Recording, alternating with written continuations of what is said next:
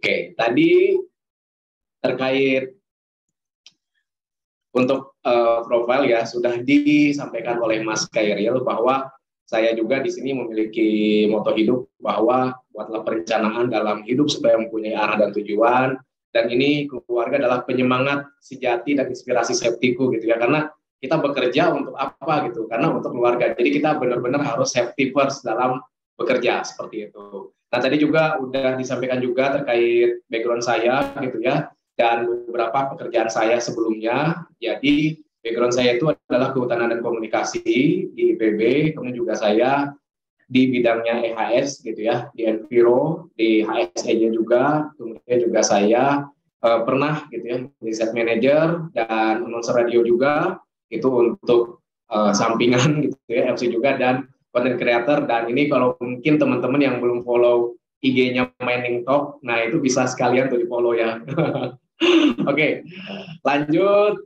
Nah, terkait budaya K3LH gitu ya, kita tidak lepas dari logo K3 ini. Nah, untuk malam hari ini gitu, saya ingin semuanya bersuara supaya bersemangat on video. Kita yel-yel dulu. Setuju nggak? Saya pengen dengar suaranya nih. Setuju ya? Oke. Pokoknya buka suaranya supaya kita belajar speak up. Seperti itu ya. Kalau saya panggil safety, jawabannya selamat. Health, jawabannya sehat. Kalau enviro, hijau. Oke, siap ya? Safety. Selamat. Oke. Health. Sehat. Sehat. Enviro. Hijau. Hijau. Wes, mantap ini ya. Luar biasa. Semangatnya nyampe ke Tasikmalaya loh. Jadi saya juga ngajarnya dengan semangat juga ya teman-teman.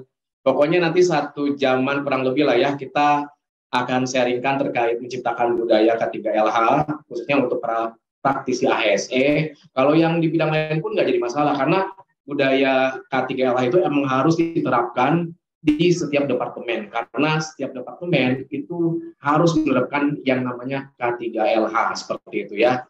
Oke, next. Nah, nanti untuk beberapa bahasan akan kita ngebahas terkait budaya K3LH itu apa, kemudian model budaya K3LH itu seperti apa. Nah ini kalau kita ngomongin masalah model itu kayaknya teman-teman harus sambil ngopi boleh deh, karena saya ngambil beberapa note gitu ya dari beberapa literatur. Nah itu terkait model budaya K3LH seperti itu. Kemudian tantangan budaya K3LH, tips membangun budaya K3LH. Pokoknya kita konsepnya di sini sambil belajar tapi santai seperti itu, tapi serius juga. Dan siap-siap nanti bakal ada, bukan kuis ya, kalau misalkan bertanya silakan. Dan saya sudah siapkan voucher GoPay atau pulsanya untuk 2 penanya tercepat ya. Oke. Dan nanti buat teman-teman semua, saya panggilnya teman-teman ya supaya lebih akrab aja. Jadi nanti itu ada di pertengahan kita akan belajar membuat program budaya K3LH itu seperti apa. Jadi teman-teman bisa siapkan juga buku tulis ya, nanti bisa disampaikan juga ketika di perjalanan materi ini, pertengahan lah ya, seperti itu. Oke, kita langsung aja teman-teman terkait budaya K3LH. Nah, jadi kalau misalkan kita ngomongin masalah K3LH, kita tuh sebenarnya harus tahu dasar-dasar K3LH itu seperti apa. Terus juga terkait skill komunikasi itu seperti apa. Dan leadership atau pemimpin itu seperti apa. Dan hal ini udah saya bahas di materi-materi sebelumnya gitu ya. Di standar ID juga nih. Jadi sebenarnya budaya K3LH ini merupakan rangkaian keempat dari rangkaian yang sudah saya sharekan di standar ID. Yang pertama terkait K3LH dasar, skill communication atau public speaking-nya, dan leadership. Hal ini kenapa menyangkut kepada budaya K3LH. Ini merupakan satu rangkaian yang menurut saya gitu ya, ini menjadi satu kesatuan ketika kita membuat suatu culture, suatu program, suatu sistem, di mana kita harus memiliki dasarnya terkait K3LH itu apa gitu ya. Kemudian kita harus memiliki skill komunikasi yang bagus juga, dalam artian di sini kalau misalkan ada yang belajar terkait public speaking, skill komunikasi nggak apa-apa, karena di sini juga kita namanya belajar seperti itu. Jadi nggak ada masalah gitu ya, sambil berjalan saja. Dan di sini terkait leadership, yang paling terakhir adalah terkait leadership. Ketika sudah memiliki jiwa mental leadership-nya oke, nah kita nge-create yang namanya budaya K3L itu gampang sekali, karena nanti akan kita tuangkan ke dalam suatu program, apalagi nih teman-teman yang ada di site atau misalkan di AO sebagai foreman, atau misalkan pengawas, atau asisten manajer, ataupun manajer. Ini budaya K3L itu harus diturunkan kepada timnya, betul ya? Culture-nya harus diturunkan, supaya auranya itu nanti timnya menjadi solid, salah satunya itu, ya. Akan kita bahas nanti panjang lebarnya. Nah, terkait budaya K3LH ini mengenai beberapa hal terkait kombinasi, sikap, nilai, keyakinan, baik itu dalam suatu tim, organisasi, ataupun kita bersama-sama menciptakan K3LH, dan ingin tujuannya adalah kita selamat, seperti itu. Kenapa saya bilang selamat? Karena ketika kita sudah menemukan, ya, atau dalam artian kita sudah mencapai zero incident, zero pencemaran lingkungan, terus enviro gitu ya, dan zero PAK, penyakit akibat kerja untuk itu kalau di HSE itu wah KPI-nya itu 100%. Perfect sempurna gitu ya. Dan itu juga membuat nilai kita juga naik seperti itu. Karena kalau misalkan kita membuat dalam artian ada case problem gitu ya, misalkan ada pencemaran lingkungan atau misalkan ada penyakit akibat kerja, apalagi insiden, itu hal yang istilahnya tuh wah ini catatan merah itu buat HSE-nya ngapain aja gitu. Dalam artian ya kita sebenarnya udah usaha maksimal, namun hal tersebut kan balik lagi kepada kegiatannya dan perilakunya seperti itu. Karena ngomongin masalah budaya itu lebih ke culture dan lebih ke behavior seperti itu ya. Nanti akan dibahas juga terkait behaviornya, terkait perilaku safety, karena budaya itu kalau kita notkan ini merupakan hal yang harus dilakukan secara berulang dan turun-temurun seperti itu. Dan mudah-mudahan nanti setelah ikut kelas program ini, dari teman-teman semua ada bayangan, oh kira-kira program yang harus dilakukan di site-nya atau di perusahaannya atau di organisasinya seperti apa, nanti akan kita bahas seperti itu. Oke, dan ini terkait tujuan K3LH atau dasar yang tadi saya bilang harus tahu dasarnya, tujuannya itu apa, kayak gitu ya. Yang pertama untuk melindungi dan menjamin keselamatan setiap tenaga kerja dan orang lain di tempat kerja. Kemudian menjamin setiap sumber produksi yang merupakan aset kita itu dijaga dengan baik. Dan secara tidak langsung dapat meningkatkan kesejahteraan dan produktivitas nasional. Seperti itu. Karena kalau misalkan suatu perusahaannya oke, itu juga menciptakan atau menghasilkan devisa juga buat negara seperti itu ya. Jangan sampai ada suatu insiden itu membuat citra buruk juga tuh, karena mungkin sahamnya anjlok dan lainnya. Itu sangat berpengaruh sekali teman-teman semua. Oke, selanjutnya terkait membangun budaya K3LH. Nah, kalau di sini gitu ya merujuk pada pasal 86 Undang-Undang Nomor 13 tahun 2003 bahwa setiap pekerja atau misalkan kita buruh ya mempunyai hak untuk memperoleh perlindungan. Nah, di sini atas keselamatan dan kesehatan kerja, moral serta kesusilaan dan pelakuan yang sesuai dengan harkat dan martabat serta nilai-nilai agama seperti itu ya. Selain itu juga kita merujuk nih terkait Undang-Undang Nomor 1. Nah, ini tahun 1970. Ini pasti kalau yang para senior sudah hatam banget nih ya terkait undang-undang ini gitu ya. Ini tentang keselamatan kerja yang ruang lingkupnya meliputi segala lingkungan kerja, baik di darat, di dalam tanah, permukaan air, di dalam air maupun udara, yang berada di dalam wilayah kekuasaan hukum Republik Indonesia. Bahwa terkait safety itu yang saya bilang, ini sangat penting untuk semua departemen atau bagian atau section yang ada di perusahaan Bapak atau organisasi. Karena habitnya itu emang harus diciptakan. Setiap departemen harus memiliki yang namanya budaya K3LH, baik dalam membuat suatu program ataupun dalam pelaksanaannya seperti itu. Karena biasanya gitu ya, kalau misalkan kita di suatu perusahaan, kita gitu membuat suatu hajat report, kemudian kita membuat istilahnya JSA, itu biasanya diverifikasi dulu tuh sama orang safety atau HSE. Wah, ini sudah sesuai atau enggak seperti itu. Ini sudah oke, kalau misalkan ada kurang biasanya sudah ada not gitu ya. Ataupun misalkan dari departemen lain ingin melakukan pekerjaan yang beresiko, misalkan pekerjaan ketinggian atau misalkan bekerja di dalam air, maksudnya dekat air, kemudian dan lainnya yang beresiko tinggi, itu biasanya suka izin dulu ke HSE. Nah, itu pentingnya. Jadi satu departemen dengan satu departemen lain itu sebenarnya berkaitan satu sama lainnya. Seperti itu ya. Oke, selanjutnya Terkait budaya K3LH, nah tadi saya ngomong terkait safety behavior. Nah ini dia ya.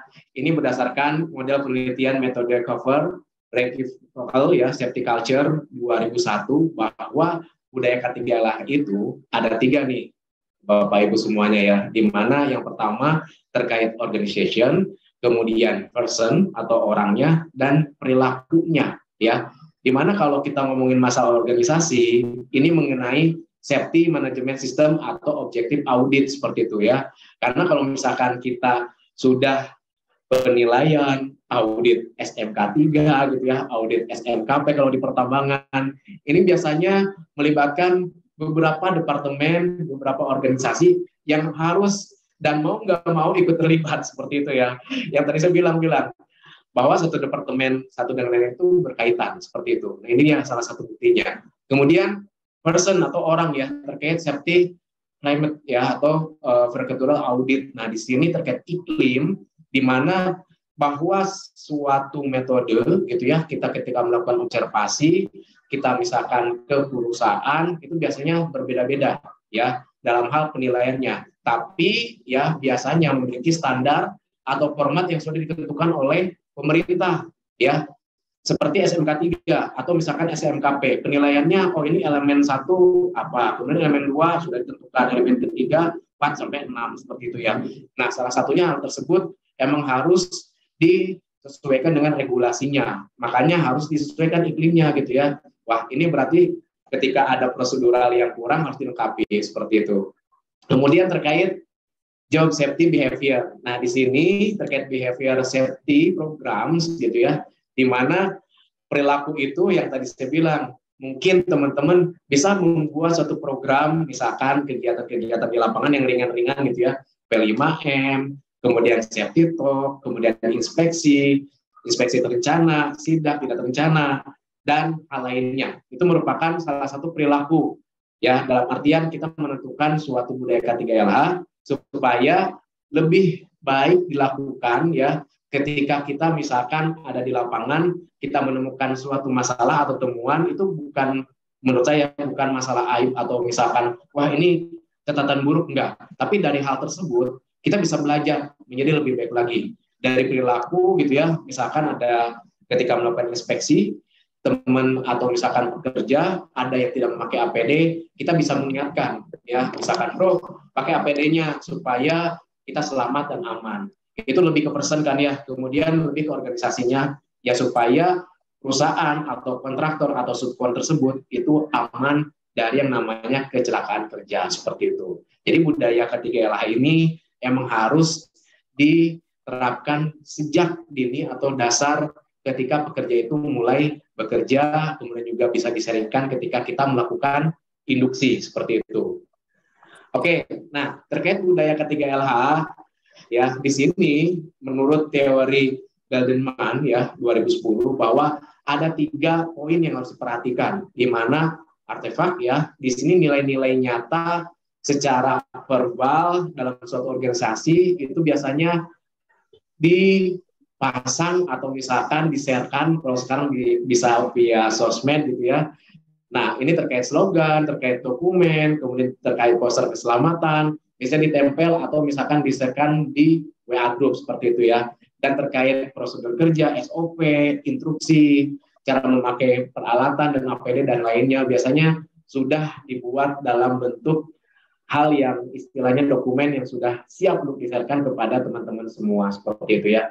Saya yakin para praktisi HSE ini sudah banyak poster-posternya mengenai K3LH atau misalkan terkait safety, lingkungan dan health-nya ya. Biasanya kalau misalkan kita rutinan buat buletin itu biasanya bisa dibuatkan juga dan bisa diserahkan kepada departemen terkait atau kepada manajemen juga seperti itu. Itu salah satu artefak ya. Dan yang kedua, ini adalah terkait nilai-nilai yang dianut ya, di mana aspek pernyataan atau aspirasi yang dinyatakan oleh organisasi nih. Nah, di sini nilai-nilai yang dimaksud gitu ya terkait keselamatan kita dalam bekerja yang dilihatnya adalah terkait perilaku, kemudian orangnya dan masalah-masalah K3LH di suatu organisasi. Nah, biasanya ini saya yakin nih teman-teman juga melaksanakan yang namanya safety committee seperti itu ya. Jadi safety committee itu juga bukan kita mencari masalah suatu problem dari perusahaan atau support kita gitu ya. Namun kita bersama-sama memecahkan suatu masalah tersebut supaya menjadi lebih baik lagi gitu ya, seperti itu. Kemudian ada lagi nih terkait asumsi dasar yang terakhir, bahwa di sini mendasari keyakinan bersama tentang keselamatan di antara anggota organisasi, seperti itu ya, bahwa asumsi ini implisit dan tak terlihat, tapi nyata bagi anggota. Misalkan ya, bahwa teman-teman melakukan istilahnya coaching, seperti itu. Kemudian di sini juga teman-teman bisa melakukan by one-on-one gitu ya dengan timnya untuk meningkatkan skillnya.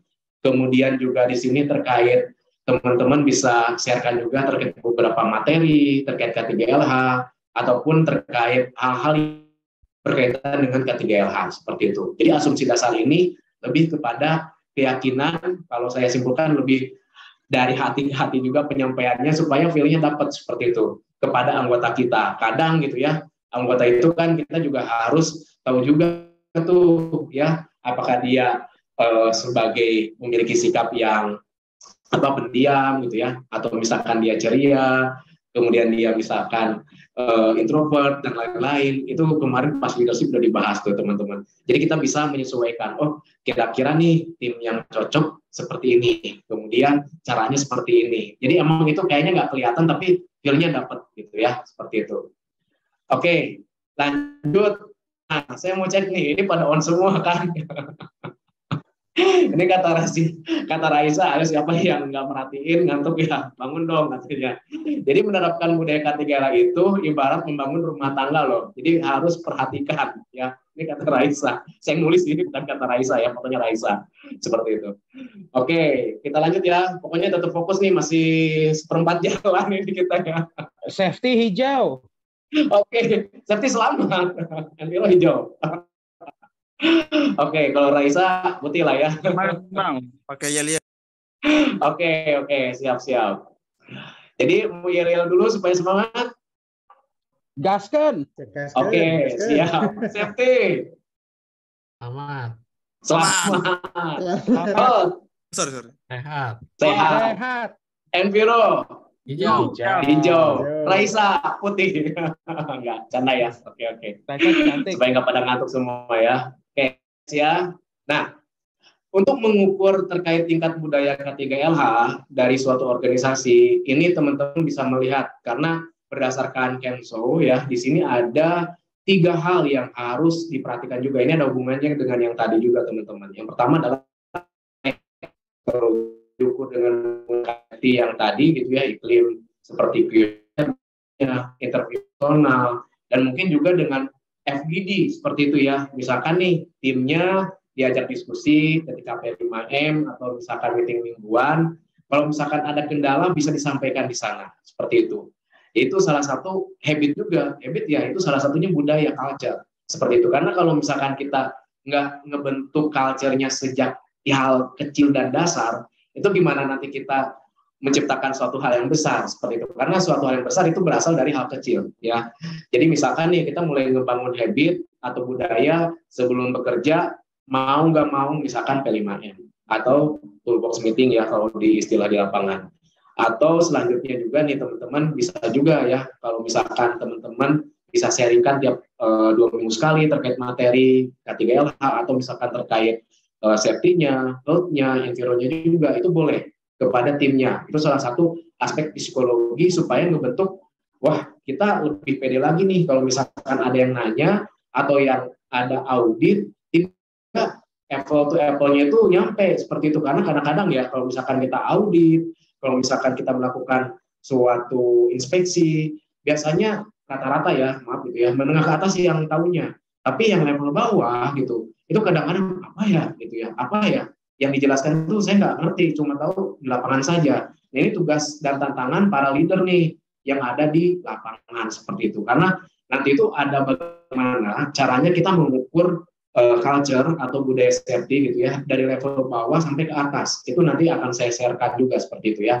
Oke, kemudian aspek behavior. Nah, di sini diukur dengan menggunakan behavior checklist atau set observation ya. Bisa misalkan melakukan kunjungan ke lokasi yang tadi saya bilang, misalkan teman-teman ya dari HO gitu kan melakukan observasi ke lapangan, atau misalkan teman-teman bisa melakukan benchmarking gitu ya ke set lain, itu nggak jadi masalah menurut saya, karena hal tersebut bukan kita perusahaan saya kurang bagus nih, saya coba mau ini, konsepnya bukan seperti itu, tapi kita ingin melihat sistem yang ada di perusahaan A itu seperti apa. Kita bisa ATM, amati, tiru, dan modifikasi seperti itu ya. Jadi emang kadang-kadang kita emang harus melakukan tersebut juga. Modalnya ada seperti itu. Tapi di sini harus ada komitmen nih dari perusahaan seperti itu, supaya yang tadi saya bilang habitnya itu kebentuk seperti itu. Karena kalau masalah safety atau K3LH gitu ya, perusahaan itu kalau mungkin di tempat Bapak gitu ya atau di tempat Ibu ada nominalnya, dan kalau bisa gitu ya nanti diurutkan terkait K3LH itu nggak ada nominalnya, dalam artian unlimited seperti itu ya.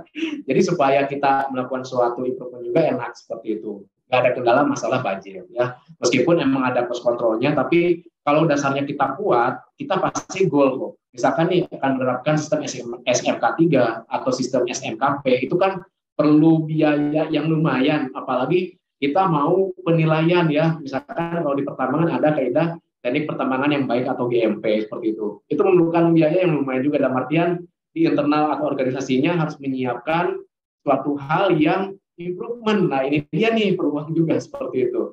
Kemudian aspek situasional. Nah ini diukur dengan menggunakan audit dan observasi. Jadi salah satunya kita melakukan audit dan observasi. Audit ini bisa dari pihak luar. Nah saran saya gitu ya teman-teman, ketika kita melakukan audit kalau bisa dari pihak luar. Jadi lebih natural, dalam artian nggak ada istilahnya ayolah dinaikin dikit, kalau antar departemen nantinya agaknya nilainya agak kurang ini gitu ya. Tapi saya percaya pasti jujur semua. Tapi kalau misalkan kita ada pihak luar melakukan audit, itu rasanya fair aja. Itu ada lembaganya gitu ya, bahkan universitas negeri gitu. Jadi teman-teman bisa mengukur kira-kira level dari kita, perusahaan kita, safety-nya udah di level mana ya, reaktifkah atau misalkan masih awal atau tahap 1, itu nanti ada pembahasannya tersendiri teman-teman di slide-slide belakang ya. Oke. Selanjutnya, nah ini dia teman-teman. Ini tantangan dan tahapan membangun budaya K3LH gitu ya. Jadi kalau misalkan teman-teman bisa sambil baca sendiri juga gitu ya, dan bisa mawas diri, saya juga gitu ya masih perlu belajar, masih mawas diri gitu ya. Kira-kira kita untuk membentuk K3LH itu masih ada stuck di sini gitu ya. Nah, yang pertama adalah terkait reaktif atau natural insting gitu ya. Jadi kadang-kadang perlu K3LH itu setelah terjadi kecelakaan gitu ya. Pada tahap ini zero incident tidak mungkin dicapai. Jadi kalau misalkan ada kecelakaan, udahlah verin aja gitu ya. SOP yang ada aja gitu kan. Terus juga misalkan kalau misalkan teman-teman ada JSA gitu ya, itu nggak disosialisasikan, kemudian juga tidak diterapkan, udahlah biasa aja. Tapi kalau misalkan ada insiden, biasanya itu, kenapa nggak nerapin JSA-nya seperti itu? Itu salah satunya tuh, penyesalan datangnya terakhir gitu ya. Nah, kemudian dependent. Ini kira-kira dalam melaksanakan K3LH, karena disuruh atau diawasi pada tahap ini, insiden sulit dicapai juga teman-teman. Nah, apakah teman-teman semua di posisi dependent ini atau beda seperti itu ya?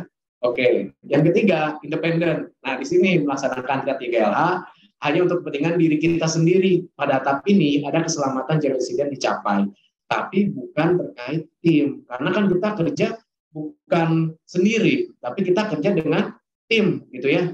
Kita bukan Superman, tapi kita super tim. Organisasi, kelompok, ya kita harus membentuk budaya K3LH-nya kelompok seperti itu. Atau departemen, bahkan perusahaan, seperti itu teman-teman ya.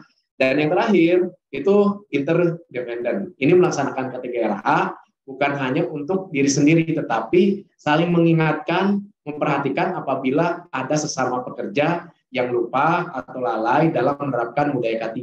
Nah, pada tahap ini terbuka lebar zero incident dan dapat dicapai. Dalam artian di sini teman-teman ya bisa melihat, posisi saya itu misalkan masih reaktif nih. Jadi kadang-kadang kalau misalkan K3LH itu diperlukan kalau sudah terjadi kecelakaan. Tapi jangan sampai lah ya, saya yakin teman-teman di sini nggak ada di posisi reaktif gitu ya.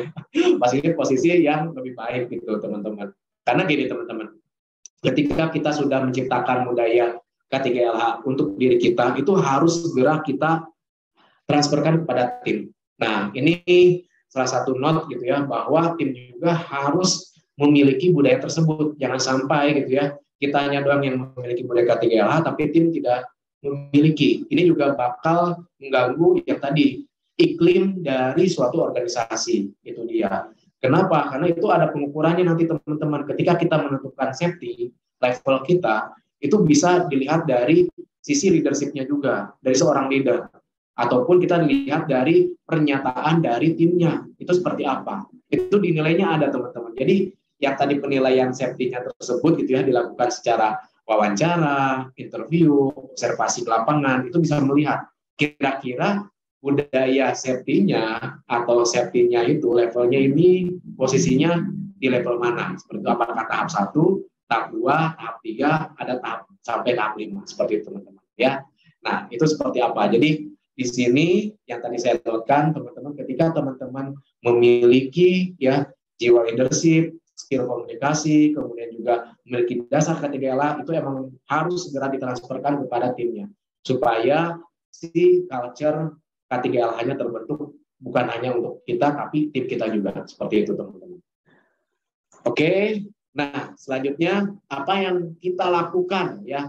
Apa yang harus kita lakukan dan bagaimana? Jadi mencari tahu gitu ya, bukan mencari tempe tapi mencari tahu ada pada tahapan berapa kita saat ini, kemudian mengevaluasi kinerja K3LH kita, seperti itu. Misalkan ini salah satu bentuk hal yang menurut saya sangat bagus sekali teman-teman. Teman-teman rela ikut training ini gitu ya, dalam artian belajar bareng, ini salah satu habit culture yang teman-teman udah bentuk sendiri. Nah ini udah bagus sekali. Jadi plus buat diri kita bahwa kita sudah memiliki budaya safety itu, budaya K3LH itu dalam diri kita. Tinggal kita melakukan eksekusinya di lapangan seperti apa, seperti itu teman-teman ya. Kemudian meningkatkan kesadaran diri sendiri akan pentingnya K3LH. Nah balik lagi, tadi kan moto hidup saya gitu ya, keluargaku adalah inspirasi safety-ku. Jadi ketika kita bekerja, teman-teman, kita ingat keluarga nih, berarti kita harus safety. Karena kalau misalkan kita nggak safety, kita amit gitu ya, terjadi resiko. Ya itu dia teman-teman. Keluarga juga pas pulang amit-amit gitu ya, pas pulang hanya nama aja, ada terjadi insiden fatality, tapi ini jangan sampai terjadi sama kita semua teman-teman. Makanya ketika kita bekerja harus ya ingat yang namanya safety first, seperti itu teman-teman. Kemudian yang ketiga, ini selalu mengutamakan K3LH dalam kegiatan sehari-hari untuk mewujudkan zero insiden dan lingkungan kerja yang aman dan bahkan PAK, terhindar dari penyakit akibat kerja, seperti itu. Jadi tantangan seorang HSE itu berat sekali. Jadi sangat berat, bukan hanya rindu yang berat, tapi tugas HSE juga berat kayak gitu ya. Kenapa saya bilang berat? Karena satu HSE itu memiliki satu ikatan yang bisa terpisahkan ya. Meskipun misalkan temannya seorang safety, temannya seorang medik atau dokter, temannya seorang enviro atau lingkungan, itu dalam culture HSE itu satu kesatuan teman-teman, tidak bisa dipisahkan, seperti itu ya. Jadi itu emang harus membentuk habitnya. Nah ketika habitnya sudah terbentuk, culture-nya itu bisa ditransferkan kepada departemen lain dalam suatu bentuk program. Contoh ya, programnya nih teman-teman, ketika orang mau cuti gitu ya, membuat hajat report.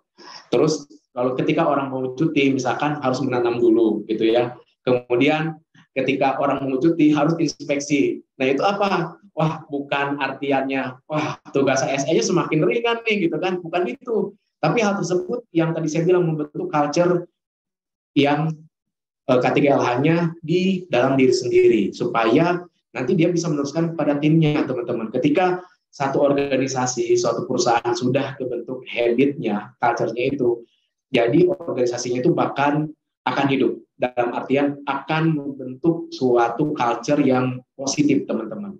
Ketika nanti ada audit, ketika nanti ada penilaian, kita sudah siap dokumen, sudah siap prosedur, sudah siap semua rangkaian yang diperlukan improvementnya, dan itu semua karena tim. Ingat, karena kita bukan Superman, tapi kita super tim, seperti itu teman-teman. Oke, selanjutnya ini dia teman-teman. Ya, ini yang tadi saya bilang, K3H adalah sebagian dari budaya kerja di setiap kegiatan atau pekerjaan, di mana pelaksanaan K3H menjadi tanggung jawab semua pihak, khususnya ya kita sebagai karyawan atau misalkan masyarakat yang ada di sekitar. Dan itu pun karena pekerja juga, itu ada hubungannya teman-teman. Jadi semua terlibat seperti itu, bukan hanya diri kita, tapi organisasi dan lingkungan seperti itu. Dan di sini semua pihak yang terkait berkewajiban berperan aktif ya sesuai fungsi dan kewenangannya untuk melakukan berbagai upaya di bidang K3LH secara terus-menerus, berkesinambungan dan menjadikan K3LH itu menjadi suatu habit seperti itu teman-teman ya. Dan di sini K3LH sebagai bagian budaya kerja di setiap kegiatan, bahwa di sini harus dapat mencegah kasus kecelakaan dan penyakit akibat kerja. Tadi saya bilang PAK. Karena tugas medis itu bukan hanya memeriksa saja, bukan hanya ngetes ya terkait kolesterol dan lain-lain, tapi harus ada kegiatan yang positif dalam artian mendukung HSE-nya tersebut ya. Misalkan ikut terlibat dalam inspeksi, ya misalkan tes fatigue, kemudian yang kedua ikut terlibat juga dalam kegiatan inspeksi atau safety meeting, itu merupakan suatu habit atau culture teman-teman ya. Dan di sini juga diperlukan nih sumber daya manusia yang kompeten, handal dan berkualitas di bidang K3LH sehingga dapat segera dicapai hasil optimal seperti itu. Nah, di sini kenapa harus adanya karyawan atau karyawati yang kompeten. Nah, saya yakin teman-teman di sini ikut training ini merupakan modal dasar juga teman-teman nanti bisa di-sharekan kepada timnya seperti itu ya, bahwa ini dilakukan untuk mencegah yang namanya zero accident, zero PAK, dan zero dari pencemaran lingkungan hidup seperti itu. Nah, di sini teman-teman tadi saya dapatkan gitu ya, bahwa terkait hal budaya, culture, ketika sudah organisasinya mantap, organisasinya bagus, perusahaannya oke, itu pasti siap untuk dilakukan audit ya, ataupun internal audit seperti SMK 3, SMKP ataupun sistem manajemen lingkungannya seperti itu ya. Dan biasanya kalau misalkan sudah siap di perusahaannya, nah biasanya dinilai sama instansi terkait, misalkan dari Kementerian SDM gitu ya terkait GMP, Good Management Practice, kemudian juga terkait lingkungan, proper. Nah, ini kan proper sudah masuk nih di semua lini perusahaan ya, baik industri apapun, proper sudah masuk teman-teman. Nah, di sini juga harus siap. Ketika sistemnya sudah oke, proseduralnya sudah oke, kemudian juga improvement-nya sudah ada, kita harus siap untuk dinilai. Karena itu merupakan nantinya menjadi corporate image buat company ketika kita mendapatkan reward tersebut, teman-teman. Seperti itu. Jadi, ini merupakan suatu rangkaian dari diri sendiri, kelompok, organisasi, akhirnya ke perusahaan. Seperti itu, teman-teman. Jadi, si habitnya itu memang harus terbentuk dari diri sendiri seperti itu. Oke, selanjutnya terkait tantangan K3LH di era globalisasi itu seperti apa ya? Ini ada 4 poin teman-teman ya. Yang pertama adalah teknologi. Nah, kemudian yang kedua demografi, yang ketiga pembangunan berkelanjutan, yang keempat perubahan organisasi kerja. Yang pertama adalah terkait teknologi. Karena kita tahu sendiri teman-teman ya, saat ini teknologi ini sangat cepat progresnya gitu ya. Ini salah satu bentuk loh teman-teman. Dulu training itu harus tatap muka. Sekarang luar biasa loh ya. Di sini saya di Tasikmalaya, di sini ada yang di Sumatera, ada yang di Kalimantan, Sulawesi kalau saya lihat ya teman-teman di sini, bahkan ada yang di Papua juga seperti itu. Luar biasa loh. Jadi satu frame mendapatkan ilmunya, dapatkan sharing knowledge-nya ini teman-teman ya. Nah, di sini jadi kita harus menghadapi hal tersebut, kemajuan teknologi, tapi kita rubah dari hal negatif ya, karena kalau misalkan kita tidak memakai dengan bijak teknologi, itu bakal ke arah negatif. Kalau yang kita lakukan, standar ID lakukan ini adalah hal positif. Sharing knowledge melalui Zoom meeting terkait training K3LH. Karena kalau kita lihat ya standar ID, sekalian saya promosi standar ID ini teman-teman, ini ada IG-nya juga, ada YouTube-nya juga gitu ya. Cepat-cepat di follow. Nah di YouTube-nya juga ada tuh. Nah training yang saya pun sudah ada di YouTube ya, jadi udah disaringkan oleh Standard ID terkait K3LH dasar, terkait public speaking atau skill komunikasi, terkait leadership juga ada, searching aja gitu ya, bisa di like, di komen dan di share seperti itu ya, di subscribe juga jangan lupa. Kemudian kedua demografi nih teman-teman. Nah kalau kita tahu gitu ya, kemarin kita ada perubahan ya terkait COVID-19 teman-teman, 2000 sampai 2022 akhir lah ya, 2023 juga masih ada teman-teman yang terkena COVID. Namun hal itu harus membuat habit, culture sendiri. Bagaimana kita menerapkan pencegahan atau protokol kesehatan. Nah di sini semua lini ini pastinya menjaga yang namanya kesehatan. Ini berhubungan dengan health.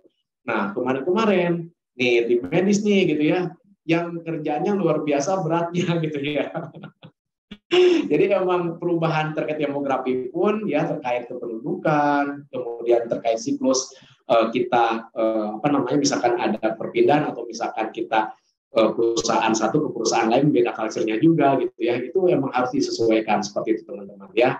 Dan yang ketiga adalah terkait pembangunan berkelanjutan. Nah kenapa ini masuk? Karena kalau kita tahu saat ini eranya Bapak kita ya, Bapak Presiden, ini pastinya pembangunan. Nah di sini banyaknya kan pekerja teman-teman, betul nggak? Nah di sini tantangan kita semua itu ya, di sini kita harus bisa menyadarkan orang atau karyawan kita terkait yang namanya K3LH ya, keselamatan, kesehatan kerja dan lingkungan hidup, bahwa di suatu perusahaan itu ada yang mengatur dan sesuai dengan regulasinya, yaitu K3LH ini. Kemudian perubahan organisasi kerja. Nah, ini dia teman-teman. Jadi kalau ketika kita sudah adanya siklus gitu ya teman-teman, apalagi teman-teman ketika teman-teman yang ada di AO, kemudian site itu kan biasanya organisasinya beda tersendiri seperti itu ya, ada manajemen AO, manajemen site, tapi satu kesatuan seperti itu. Ketika tadi saya notkan terkait COVID-19 gitu ya, ada yang namanya WFH, WFO. Itu pun salah satu perubahan organisasi dalam artian siklus kelompok kecil gitu ya teman-teman, bahwa kita memang harus siap menghadapi terkait era globalisasi ini dan harus siap menghadapi tantangan di depan gitu ya. Kalau misalkan kita culture-nya kuat, kita budayanya kuat, kita siap aja teman-teman seperti itu ya. Karena kalau misalkan kita lemah teman-teman, misalkan ya terkait COVID-19, kalau kita tidak cepat atau gercep mengenai pencegahan COVID-19, bisa saja loh angka kematian di perusahaan itu ya, di perusahaan X misalkan itu meningkat. Nah itu dia teman-teman, di mana itu HSE-nya terkait mediknya atau health-nya memang kerja keras luar biasa ya, terkait sosialisasi mengenai COVID-19 dan lainnya. Itu fase-fase 2 tahun ke belakang itu emang luar biasa sekali, dan kita alhamdulillah ya bisa melewati itu semua ya. Dan ini terbukti karena kita berada di Zoom ini seperti itu teman-teman ya. Oke, selanjutnya ini teman-teman. Nah, terkait pelaksanaan K3LH di tempat Bapak Ibu itu seperti apa? Nah, ini dia teman-teman. Terkait safety-nya itu bagaimana, health-nya bagaimana, environment-nya seperti apa. Nah, jadi saya kasih waktu pada teman-teman semua 5 menit saja. Teman-teman boleh nggak nanti catat atau teman-teman bisa sharekan juga nanti ya. Jadi terkait program apa sih yang ada di perusahaan Bapak Ibu ya, yang terkait safety-nya, health-nya, environment-nya yang mendukung pada budaya K3LH. Contoh ya, saya kasih contoh nih. Misalkan di safety melakukan inspeksi ya. Kemudian health misalkan melakukan misalkan despatik seperti itu. Enviro misalkan melakukan inspeksi 5R. Nah, itu ada program-program lain nggak di Bapak Ibu? Nah, kalau boleh teman-teman catat minimal 5 saja gitu ya, program yang sudah berjalan di perusahaan Bapak Ibu dan nanti boleh di-sharingkan di kita semua. Mudah-mudahan nanti bisa menjadi inspirasi juga nih buat teman-teman yang mungkin gitu ya, yang saat ini, wah kira-kira harus ada program apa, improvement apa, nanti kita bisa saling berbagi. Oke, Mas Kairil, saya kasihkan waktunya kepada audiens, jadi kurang lebih 5 menit, jadi audiens harus membuat satu program gitu ya, bentuk kegiatan, safety, health atau environnya silakan minimal 5. Nanti tolong sharekan dan kenapa hal tersebut dilakukan di perusahaan Bapak Ibu. Oke, saya kasih waktu 5 menit sampai jam 8 kurang 10 ya. Oke, silakan.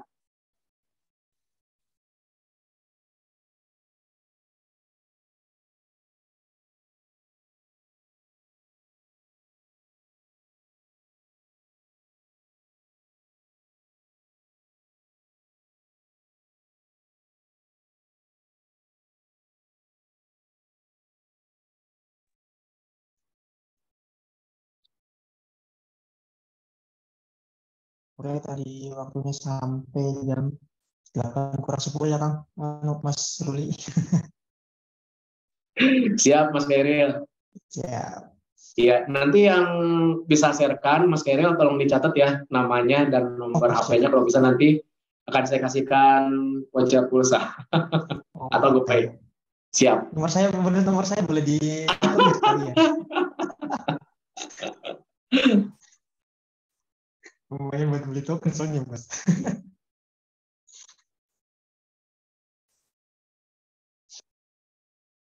Oke, baik buat audiens yang sudah bisa langsung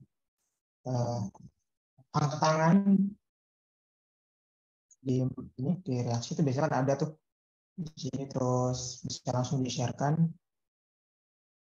Nanti habis itu saya catat, terus saya mintakan nomor HP-nya juga buat diisikan GoPay dan sejenisnya dari Mas Ruli. Silakan. Barangkali Bapak Ibu semua di sini yang sudah selesai untuk membuat programnya.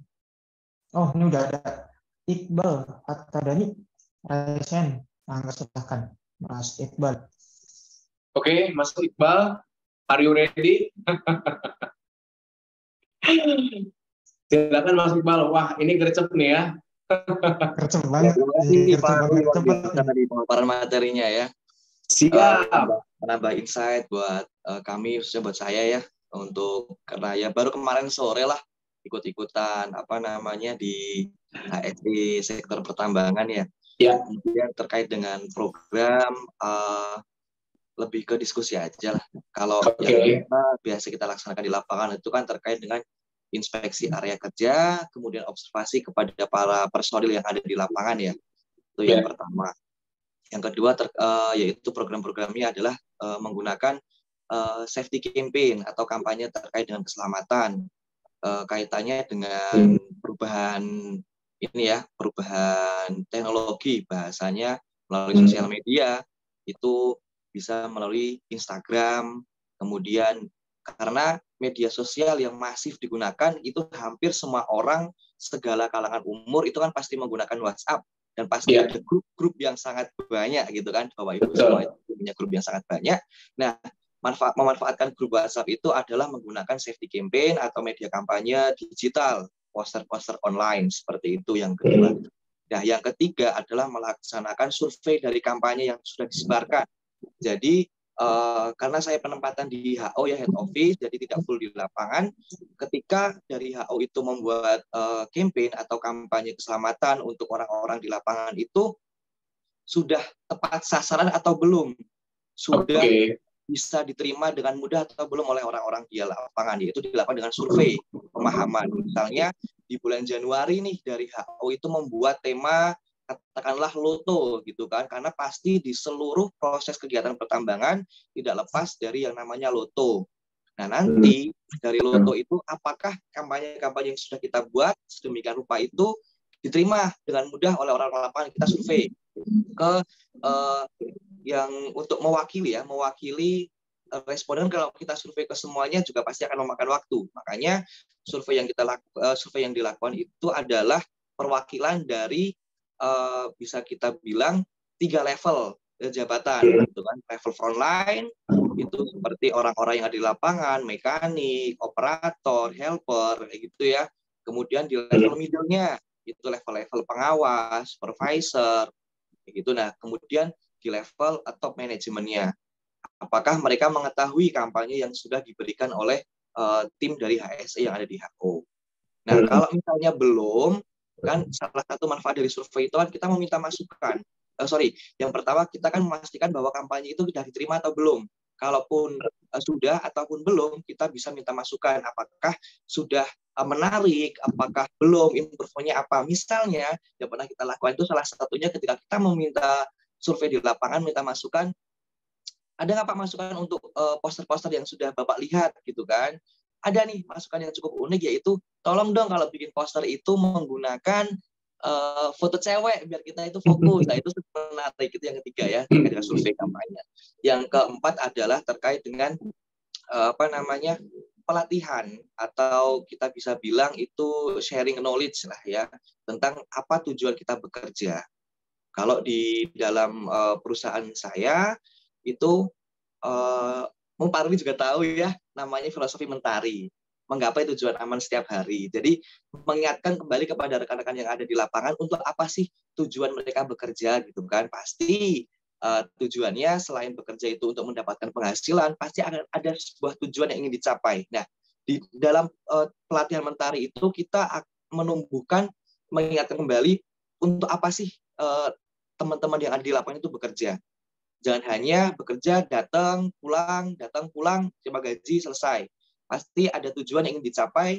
Nah, dari tujuan-tujuan yang dicapai itu, contohnya kalau yang misalnya sudah punya istri, gitu, sudah berkeluarga, kan pasti ingin pulang bertemu dengan keluarga, pengen liburan bareng dengan keluarganya.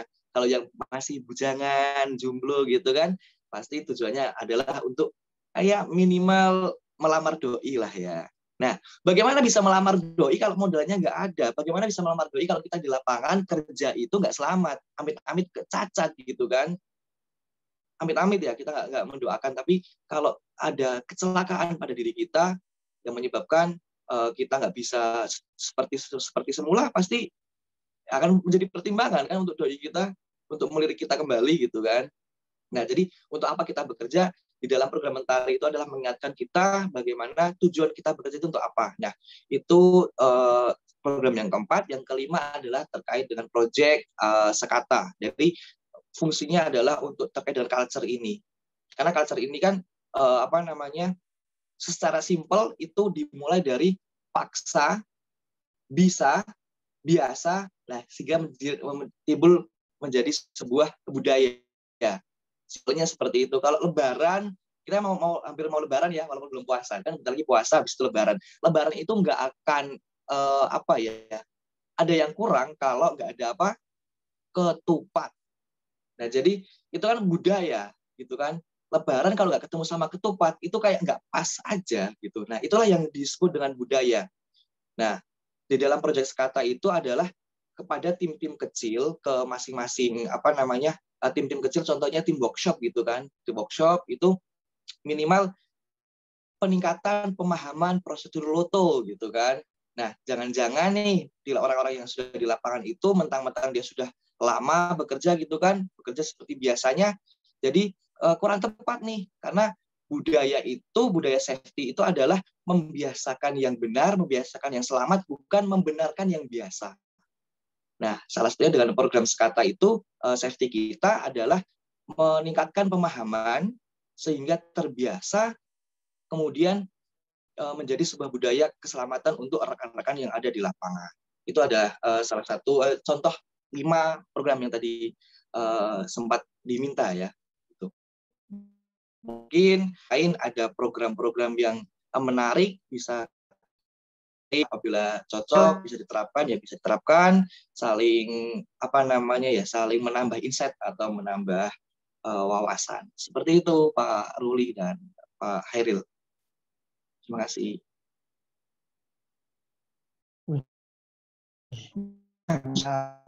Mantap sekali.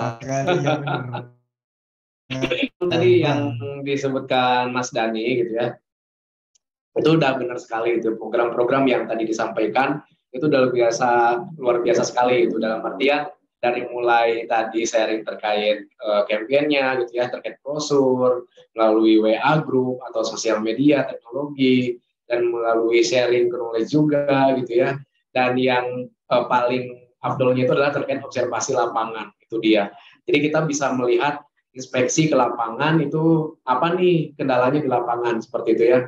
Itu tadi udah lengkap sekali tuh Mas Kairil ya. Jadi Benar. nanti bisa dicatat tuh nomornya Mas Kairil ya. Udah. Siap. Oke. Nah, ini dia teman-teman ya.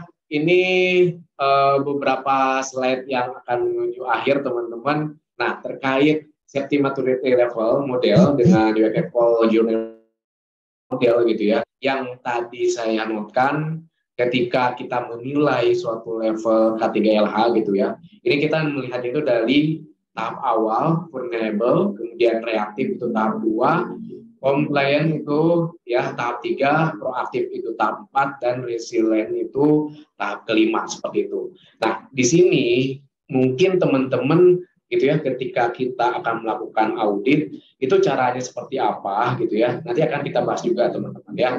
Di mana teman-teman harus melakukan observasi, kemudian juga harus melakukan inspeksi, kemudian harus melakukan pengamatan langsung juga, dan interview atau one on one atau FGD yang tadi saya bilang teman-teman ya. Nah, selanjutnya adalah terkait ini teman-teman ya. Di mana untuk tahap 1 atau ini basic ya, vulnerable ini. Nah, di sini mungkin teman-teman bisa melihat nih. Nah, perusahaannya apakah masih di posisi ini atau tidak? Ya, di mana sistem yang ada hanya sekedar dokumen belaka, bahkan perusahaan tidak memiliki sistem sama sekali gitu ya.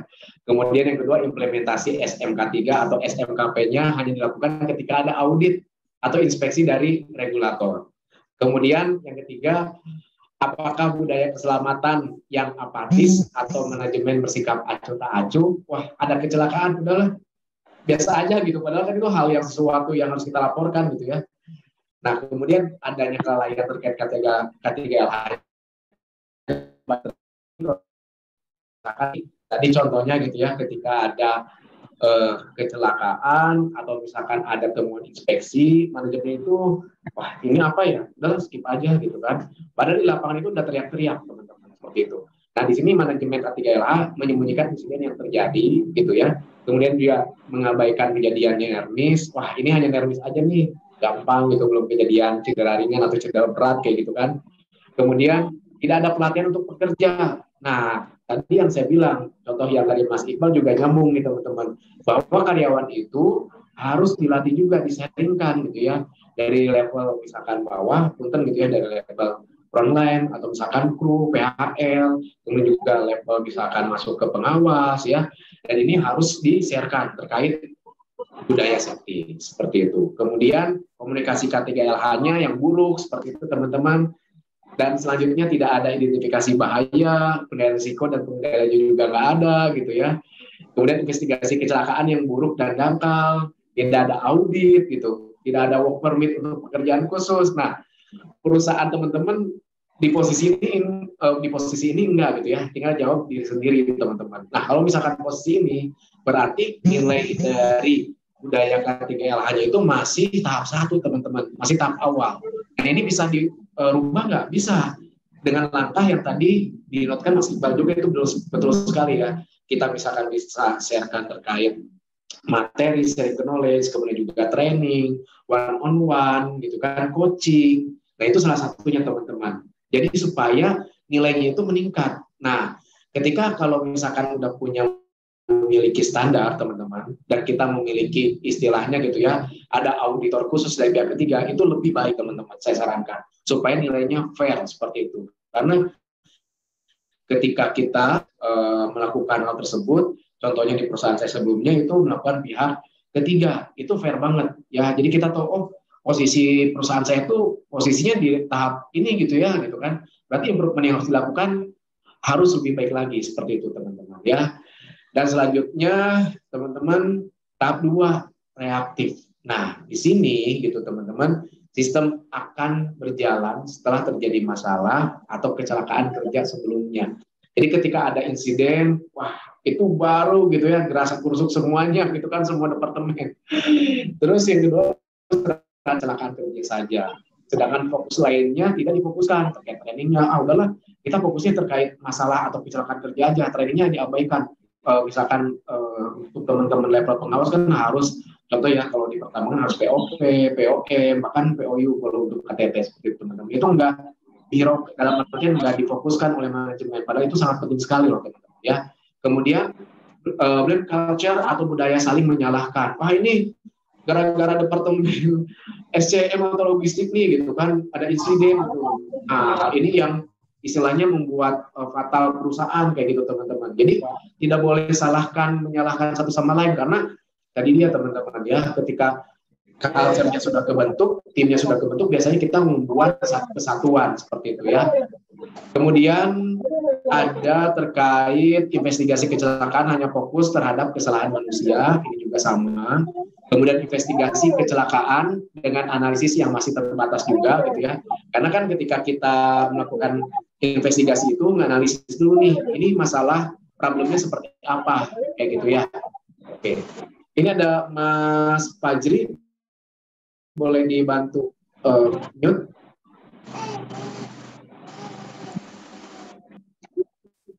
Boleh dibantu mute. Oke, ya. Kemudian selanjutnya adalah sudah ada pelatihan pekerja namun tidak rutin. Nah ini dia teman-teman ya. Ini juga penting nih teman-teman. Ketika misalkan teman-teman sudah ada kegiatan rutinan 2 minggu sekali, nah itu harus dilakukan secara teratur gitu teman-teman, supaya teman-teman nanti bisa membentuk habit timnya itu supaya afdol lah seperti itu teman-teman ya. Ketika mereka sudah memiliki knowledge yang cukup, mereka juga siap untuk upgrade kan, misalkan naik level seperti itu teman-teman. Itu buat kita juga gitu ya, bukan untuk orang lain tapi untuk kita juga supaya satu timnya lebih mantap seperti itu teman-teman.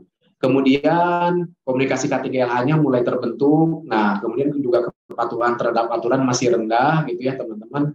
Misalkan harus pakai APD di lapangan masih ada gitu ya teman-teman, atau mitranya yang nggak pakai APD seperti itu.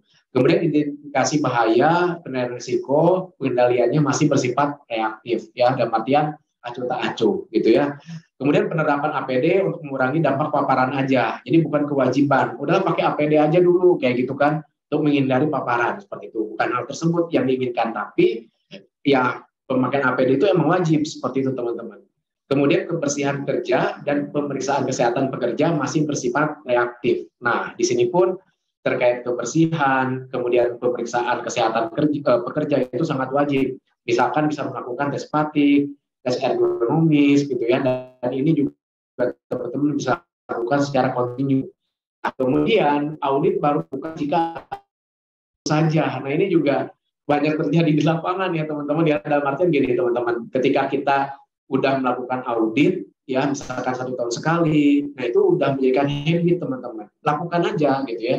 Misalkan dengan melakukan audit tersebut adanya temuan, itu jangan jadi masalah ya, itu bisa diperbaiki bersama-sama seperti itu teman-teman. Nah kemudian ketiga itu adalah ini teman-teman ya, compliant dalam artian plan ya.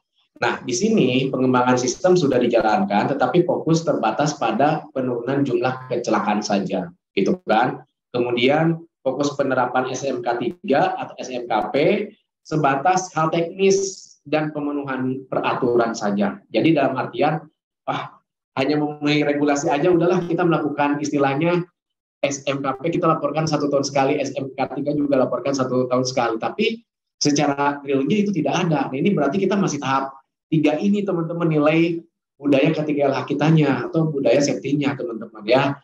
Kemudian di sini teman-teman kompetensi teknis K3LH sudah mulai dipenuhi. Misalkan wah ini ada yang ikutin POP ya, POM atau misalkan TOT gitu teman-teman. Kemudian adanya keterlibatan pekerja dalam penerapan SMK 3 atau SMKP-nya. Jadi keterlibatan satu sama lain, keterlibatan departemen satu sama lain itu membentuk suatu organisasi yang saya bilang tadi ya. Akhirnya perusahaannya juga culture budaya K3-nya itu terbentuk teman-teman. Kemudian pelatihan diadakan berkala. Nah ini udah mulai ya teman-teman, adanya diskusi pengendalian nermis, awalnya yang cuek, udah mulai ada pengendaliannya seperti itu. Komunikasi K3LH semakin baik, kemudian identifikasi bahaya ya, penilaian risiko dan pengendaliannya atau IBPR berdasarkan sistem yang ada. Nah ini juga sudah mulai dilakukan.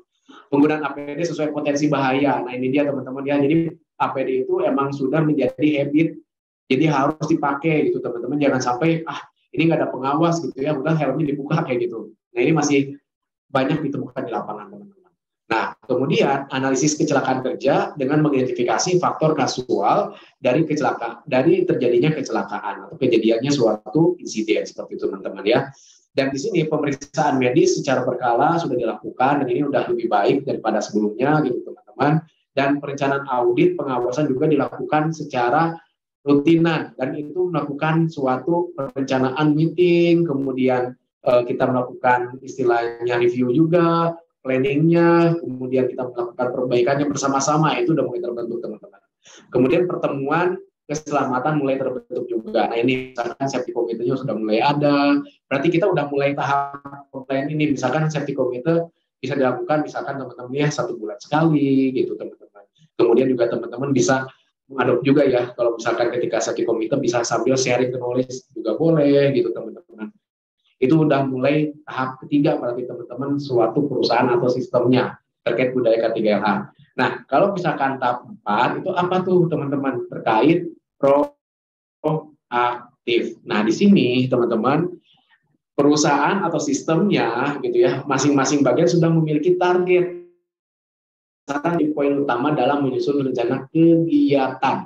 Bahkan K3LH itu masuk ke job desk-nya masing-masing. Bahkan KPI kalau misalkan perusahaannya sudah mantap banget teman-teman ya. Jadi bisa diterapkan seperti itu. Dan selanjutnya sistem yang dijalankan fokus pada perencanaan, pelaksanaan dan evaluasi. Di sini udah mulai terbentuk juga teman-teman evaluasinya, bukan hanya perencanaannya saja. Kemudian fokus penerapan SMK3 atau SMKP sudah mulai melakukan pengendalian potensi bahaya. Nah, ini dia teman-teman. Dari mulai kita mengeluarkan nilai atau dapat nilai audit SMKP atau SMK3-nya, wah ini perbaikan yang harus dilakukan, potensinya seperti ini, pengendalian bahayanya seperti ini. Jadi emang sudah mulai terbentuk teman-teman. Dan di sini yang paling penting adalah budaya K3LH mulai terbentuk. Nah ini dia ya, udah mulai terbentuk. Kalau tadi kan masih belum gitu ya, keterlibatan perencanaan K3LH juga, semua level manajemen sudah terlibat, mulai dari level istilahnya teman-teman ya, dimulai staff, kemudian kepada level manajemen, kemudian dari level direktur juga udah mulai terlibat gitu ya teman-teman, itu udah mulai terbentuk. Pelatihan pekerja terencana dan bersifat rutin. Nah ini dia ya, jangan sampai kerja terus tapi trainingnya nggak ada gitu ya teman-teman. Teman-teman harus melihat, wah ini perusahaan ada budget ini, usulkan aja teman-teman ya, karena itu salah satu bentuk dari habit yang tadi saya bilang terkait budaya K3LH. Komunikasi lebih terbuka, tidak menyembunyikan insiden yang terjadi. Nah, ini dia teman-teman. Ketika ada insiden, semua departemen itu melaporkan. Hal kecil juga dilaporkan. Itu malah lebih bagus teman-teman ya. Artinya komunikatif dalam suatu organisasi itu terbentuk teman-teman. Kemudian perbaikan sistem berkelanjutan, kemudian penerapan SMK3 atau SMKP berdasarkan peraturan berlaku juga teman-teman ya. Dan ini juga identifikasi bahaya, penilaian risiko dan pengendalian juga bersifat proaktif gitu ya, di mana adanya kepatuhan terhadap peraturan pemerintah. Nah ini udah mulai terbentuk nih proaktif ini. Biasanya kan wah ini regulasi pemerintah hanya menyulitkan karyawan, menyulitkan manajemen, mengeluarkan banyak biaya, tapi emang harus dijalanin, emang regulasinya seperti itu teman-teman ya. Kemudian prosedur keselamatan untuk setiap kegiatan ini dirancang baik secara tertulis, mencangkup APD dan alat kerja seperti itu teman-teman ya. Dan di sini pelaksanaan audit juga sudah terpadu, dalam artian ini sudah memiliki tim auditnya masing-masing. Contoh ya, audit SMKP gitu atau audit SMK3 kan itu harus oleh auditor. Nah, kalau misalkan teman-teman yang ingin belajar mulai audit dalam habit itu udah, bahkan kalau misalkan kita sudah ada pihak ketiga gitu ya teman-teman, itu lebih fair juga dalam menilai budaya K3LH seperti itu atau budaya safety ini teman-teman ya. Selanjutnya ini teman-teman, tahap 5 ini tahapan yang paling apa ya istilahnya itu dream dari sebuah organisasi atau perusahaan teman-teman. Ketika mendapatkan penilaian resilient ini teman-teman, ini sudah paling top gitu kan, paling tinggi nilainya teman-teman, karena di sini dari hasil pengamatan, observasi, interview gitu ya, dan coach juga dalam artian one on one, terkait sisi leadership-nya juga, ketika dinilai oleh pihak ketiga, ini semua bekerja sistem tanpa adanya turbulensi atau pelanggaran karena mereka menganggap bahwa sistem ini atau sistem K3LA ini merupakan bagian dari keseharian dan K3LA adalah kebutuhan bukan kewajiban. Itu dia teman-teman. Jadi emang sudah kebentuk habitnya. Ini emang sudah diri sendiri dan untuk tim nih teman-teman.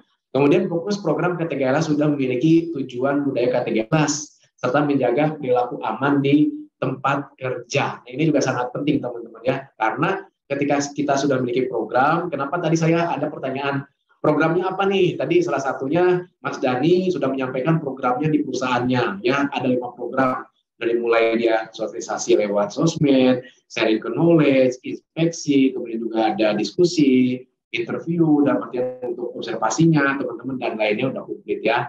Kemudian di sini juga teman-teman ya, pemimpin memiliki safety leadership yang kuat. Nah, ini dia teman-teman. Karena kalau di lapangan gitu ya, faktanya gitu, ada beberapa teman-teman yang istilahnya tuh leadership-nya masih kurang. Nah, tapi nggak jadi masalah. Karena itu berprogres teman-teman. Karena kalau misalkan kita nggak menguatkan diri kita, bagaimana kita mau menguatkan tim gitu teman-teman.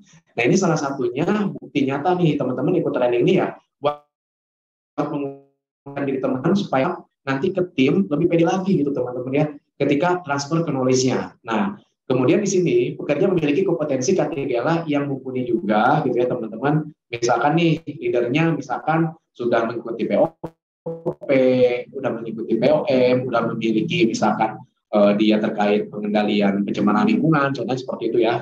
Dan di sini juga terkait keselamatan kerja selalu menjadi topik utama dalam agenda pertemuan seperti itu teman-teman. Jadi kalau misalkan meeting K3LA atau meeting HSE, masalahnya ya yang bicarain terkait HSE seperti itu ya. Kemudian identifikasi bahaya IPPR ini dalam semua sistem sudah mulai terbentuk dan biasanya sudah mulai ada tahap evaluasi seperti itu teman-teman. Dan di sini eliminasi bahaya sebelum kecelakaan terjadi sudah dilakukan. Misalkan gitu ya teman-teman membuat tangga, oh berarti harus ada handle-nya seperti itu. Kemudian dari mulai ketinggian juga diatur. Ini lantainya juga harus dop ya, yang agak kasar jangan licin seperti itu teman-teman supaya tidak terjadinya insiden. Dan di sini teman-teman ya sistem manajemen K3LA-nya sudah mulai terpadu dalam artian teratur, SOP-nya sudah ada, prosedurnya sudah ada juga, sistemnya juga sudah ada gitu ya. Dan ini yang paling penting teman-teman, evaluasi audit eksternal untuk perbaikan sistem dan mengatur efektivitas sistem yang telah berjalan itu dilakukan secara efektif. Nah, di sini teman-teman, yang tadi saya bilang, kalau misalkan perusahaannya komitmen gitu ya untuk menilai terkait budaya K3LA ini biasanya kita menggunakan pihak ketiga teman-teman. Ya, itu bisa dilakukan juga di internal bisa. Jadi dilakukan secara internal bisa dilakukan semua departemen, tapi emang harus fair. Jangan sampai membela departemennya masing-masing gitu ya. Nah, ini yang harus dijaga teman-teman. Jadi supaya nanti itu hasilnya juga bagus gitu ya teman-teman. Kemudian perusahaan memandang penerapan K3LA sebagai investasi, bukan biaya. Nah ini dia ya. Kalau bisa kan ke manajemennya biaya HSE itu unlimited gitu teman-teman ya. Amin gitu kan. Jadi nggak ada istilahnya, aduh ini ikut training ini nanti aja lah tahun depan. Aduh ini pengadaan buat ERT nanti aja lah tahun depan gitu ya. Padahal itu sangat penting. Nah itu dia teman-teman. Jadi emang harus dibentuk dari sejak awal ya teman-teman. Makanya ketika teman-teman sudah istilahnya adanya sistem itu harus segera disosialisasikan dengan pihak manajemen terkait. Itu dia teman-teman. Oke. Nah, teman-teman perusahaannya masuk tahap mana nih? Tahap 1, 2, 3 atau 4 atau 5 nih. Jadi kalau misalkan teman-teman ada suatu hal itu juga bisa disampaikan. Oke, Mas Kairil gimana? Ini Mas Ruli, izin saya baca dari kolom chat nih ada yang ini dari Mas Rahmat Syarifuddin ini ngirim program-program tadi itu yang waktu tadi Mas Ruli kasih tugas buat bikin program ini Mas Rahmat bisa bacakan ya. Nah dari Mas Rahmat ini di bagian safety-nya ada mengadakan simulasi fire drill peserta dari perwakilan warden masing-masing. Ya. Gitu. Nah, bagian health-nya MCU dilakukan setahun sekali. Dan untuk go-nya itu ada green official antar Cinen pembuatan kompos di gedung perkantoran sertifikasi SMK 3 seperti itu. Oke, jadi ini program dari Mas Rahmat ya? Rahmat. Oke, jadi mulai safety mengadakan simulasi drill gitu ya, beserta dari perwakilan floor warden masing-masing tenan gitu ya. Di sini juga bisa dilakukan, kita melibatkan trainer juga boleh gitu ya, di mengadakan simulasi ini. Tapi kalau misalkan tim safety-nya sudah oke, itu bisa dilakukan. Kemudian health-nya MCO dilakukan setahun sekali. Nah, terkait MCO juga kalau misalkan boleh ada berkalanya juga, atau misalkan MCO khusus kalau misalkan menemukan karyawan yang ada sakit dalam tanda kutip ya, karena itu emang harus terkontrol seperti itu. Itu juga bisa dilakukan. Ini contoh dari Mas Rahmat juga udah benar sekali gitu ya. Kemudian dari mulai environnya gitu ya, ini bisa melakukan green office antar dengan pembuatan kompos di gedung perkantoran. Nah, ini juga boleh nih go green-nya gitu teman-teman ya. Jadi untuk melakukan pengkomposan itu salah satu dalam hal bentuk lingkungan dengan mengupayakan sumber daya alam yang ada, misalkan kompos organik dari daun-daunan gitu ya, sertifikasi SMK 3. Nah, ini juga perlu teman-teman ya. Jadi ketika teman-teman sudah melakukan sertifikasi SMK 3, apalagi teman-teman sudah auditor, wah itu nilai untuk kita skillnya juga itu sangat diperhitungkan teman-teman ya, ketika kita melakukan penilaian audit baik SMK 3 ataupun SMKP gitu ya, kalau misalkan di pertambangan. Jadi teman-teman di sini bisa melihat, wah ini hal yang harus dimasukkan menjadi catatan untuk manajemen ini seperti ini. Jadi emang udah kita yang ngatur, dalam artian manajemen yang harus menerima karena kan diaudit gitu ya. Itu dia teman-teman. Jadi yang disampaikan Mas Rahmat ini udah betul sekali seperti itu. Oke, terus ada lagi siapa? Atau cukup? Cukup ya? Sepertinya cukup ya, cukup. Oke, siap. Kalau cukup, saya lanjut lagi gitu ya, di budaya safety ini, di mana ketika teman-teman, nah ini dia ya, terkait sistem di sini ya berdasarkan integrasi itu ya, di mana terkait penilaian ya budaya K3 Hudson model dan Anglo model di sini teman-teman, ini emang kita nggak jauh dari yang namanya PDCA, yaitu plan, do, check, dan action, di mana ada segitiga, 5 segitiga ini teman-teman dalam hal pelaksanaannya, di mana terkait kebijakan K3LH-nya, kemudian juga perencanaannya, pelaksanaan dan operasinya, pemeriksaannya, dan audit atau peninjauan ulang seperti itu. Nah, kalau kebijakan ketiganya seperti untuk mendukung penilaian tadi ya budaya safety tersebut. Nah, yang pertama kepemimpinan dan akuntabilitas atau leadership-nya teman-teman ya. Kemudian juga kebijakan dan komitmen dari perusahaan. Biasanya kalau suatu perusahaan itu memiliki kebijakannya masing-masing ya. Misalkan kebijakan K3LH, kebijakan terkait golden rule seperti itu bisa boleh masuk di sini teman-teman, terkait kebijakan K3LH-nya. Dan yang kedua perencanaan. Nah, ini masuk ke dalam manajemen perubahan dan manajemen risiko, baik itu terkait peraturan, perundangan atau persyaratan lainnya juga masuk, dan terkait sasaran performa K3 atau manajemen K3-nya juga masuk di sini teman-teman. Bagaimana teman-teman bisa melihat atau menilai, wah ini performa K3-nya gitu ya masih kurang. Kenapa? Karena ada temuan inspeksi aja belum dilakukan follow up gitu ya, masih pending gitu. Nah, ini dia teman-teman. Jadi perencanaannya emang harus matang seperti itu ya. Kemudian manajemen K3-nya juga, terkait manajemennya di sini emang harus sudah tersusun sistemnya seperti itu teman-teman. Nah, yang ketiga pelaksanaan dan operasi. Nah, di sini teman-teman yang harus diperhatikan adalah terkait pelatihan, kompetensi, dan penghargaan K3. Ya, contohnya nih teman-teman, ada suatu departemen gitu ya, misalnya departemen eksternal, dia sangat proaktif sekali terkait hajat report. Kasihlah reward-nya gitu teman-teman ya. Kemudian juga terkait komunikasi, partisipasi, dan konsultasi K3, ini juga sangat diperlukan. Pengendalian dokumen juga ini perlu, SOP dan lainnya teman-teman. Kemudian pengendalian operasional atau persiapan kondisi darurat juga ini sangat diperlukan. Dan ini teman-teman yang paling penting adalah terkait pemeriksaan. investigasi kecelakaan kerja. Jangan sampai ketika ada investigasi, teman-teman kewalahan. Jadi, kalau misalkan ada insiden, kita harus melakukan investigasi secara internal gitu ya, melibatkan ya yang terkait itu teman-teman. Dan itu memang harus clear. Dan biasanya ini kan dilaporkan kepada pihak instansi terkait juga teman-teman. Jadi jangan sampai disembunyikan. Kalau misalkan disembunyikan dan itu soal ke publik teman-teman, wah itu celaka lah teman-teman ya. Bisa mendapatkan sanksi seperti itu ya. Kemudian ini juga yang paling penting, yang paling mendasar dan ini yang harus dilakukan adalah audit. Nah, teman-teman, di sini yang harus dilakukan apa? Pengawasan, audit, dan peninjauan ulang.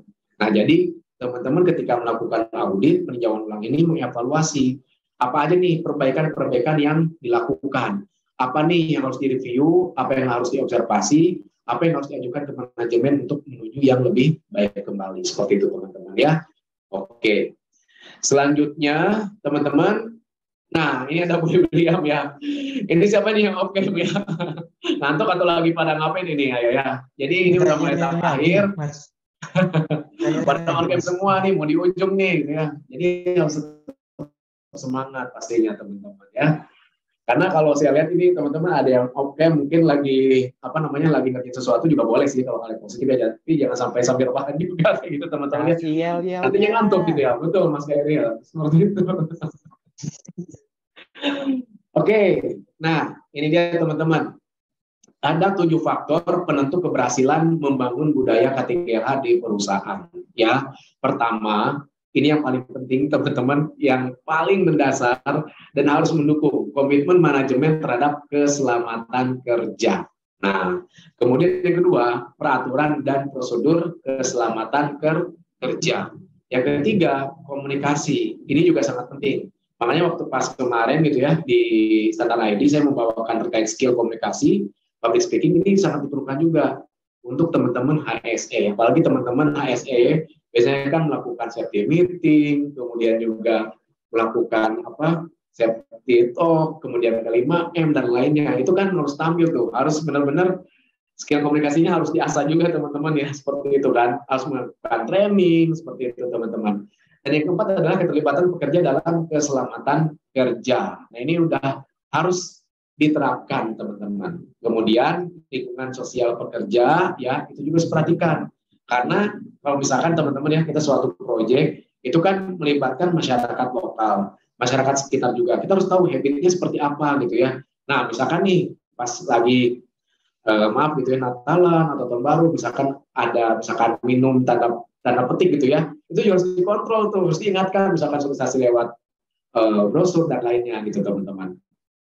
Kemudian selanjutnya adalah terkait perilaku keselamatan kerja. Ini juga harus disosialisasikan. Mungkin kalau tadi kan dari Mas Dani ya, Mas Iqbal gitu ya, itu ada yang namanya terkait mentari, menggapai tujuan aman setiap hari. Itu juga bisa tuh di-sharingkan gitu ya. Ataupun sekata safety kita buat program. Nah, mungkin teman-teman ada tuh misalkan program apa itu bisa menjadi andalan teman-teman juga di perusahaannya. Dan itu bisa di-sharingkan kepada semua karyawan. Seperti itu ya. Kemudian yang ketujuh, kepemimpinan keselamatan dalam bekerja atau safety leadership-nya juga dibentuk. Nah ini juga kenapa gitu ya, kemarin saya di Standar ID juga ada ngebahas terkait leadership. Ini sangat penting sekali karena leadership itu emang harus dibentuk dalam diri kita sendiri. Karena kita memimpin, apalagi teman-teman seorang pengawas, itu emang harus memiliki jiwa leadership yang bagus teman-teman ya. Jangan sampai kita seorang pengawas atau pemimpin tapi jiwa leadership-nya tidak ada teman-teman. Itu dia. Oke. Nah, ini dia teman-teman ya.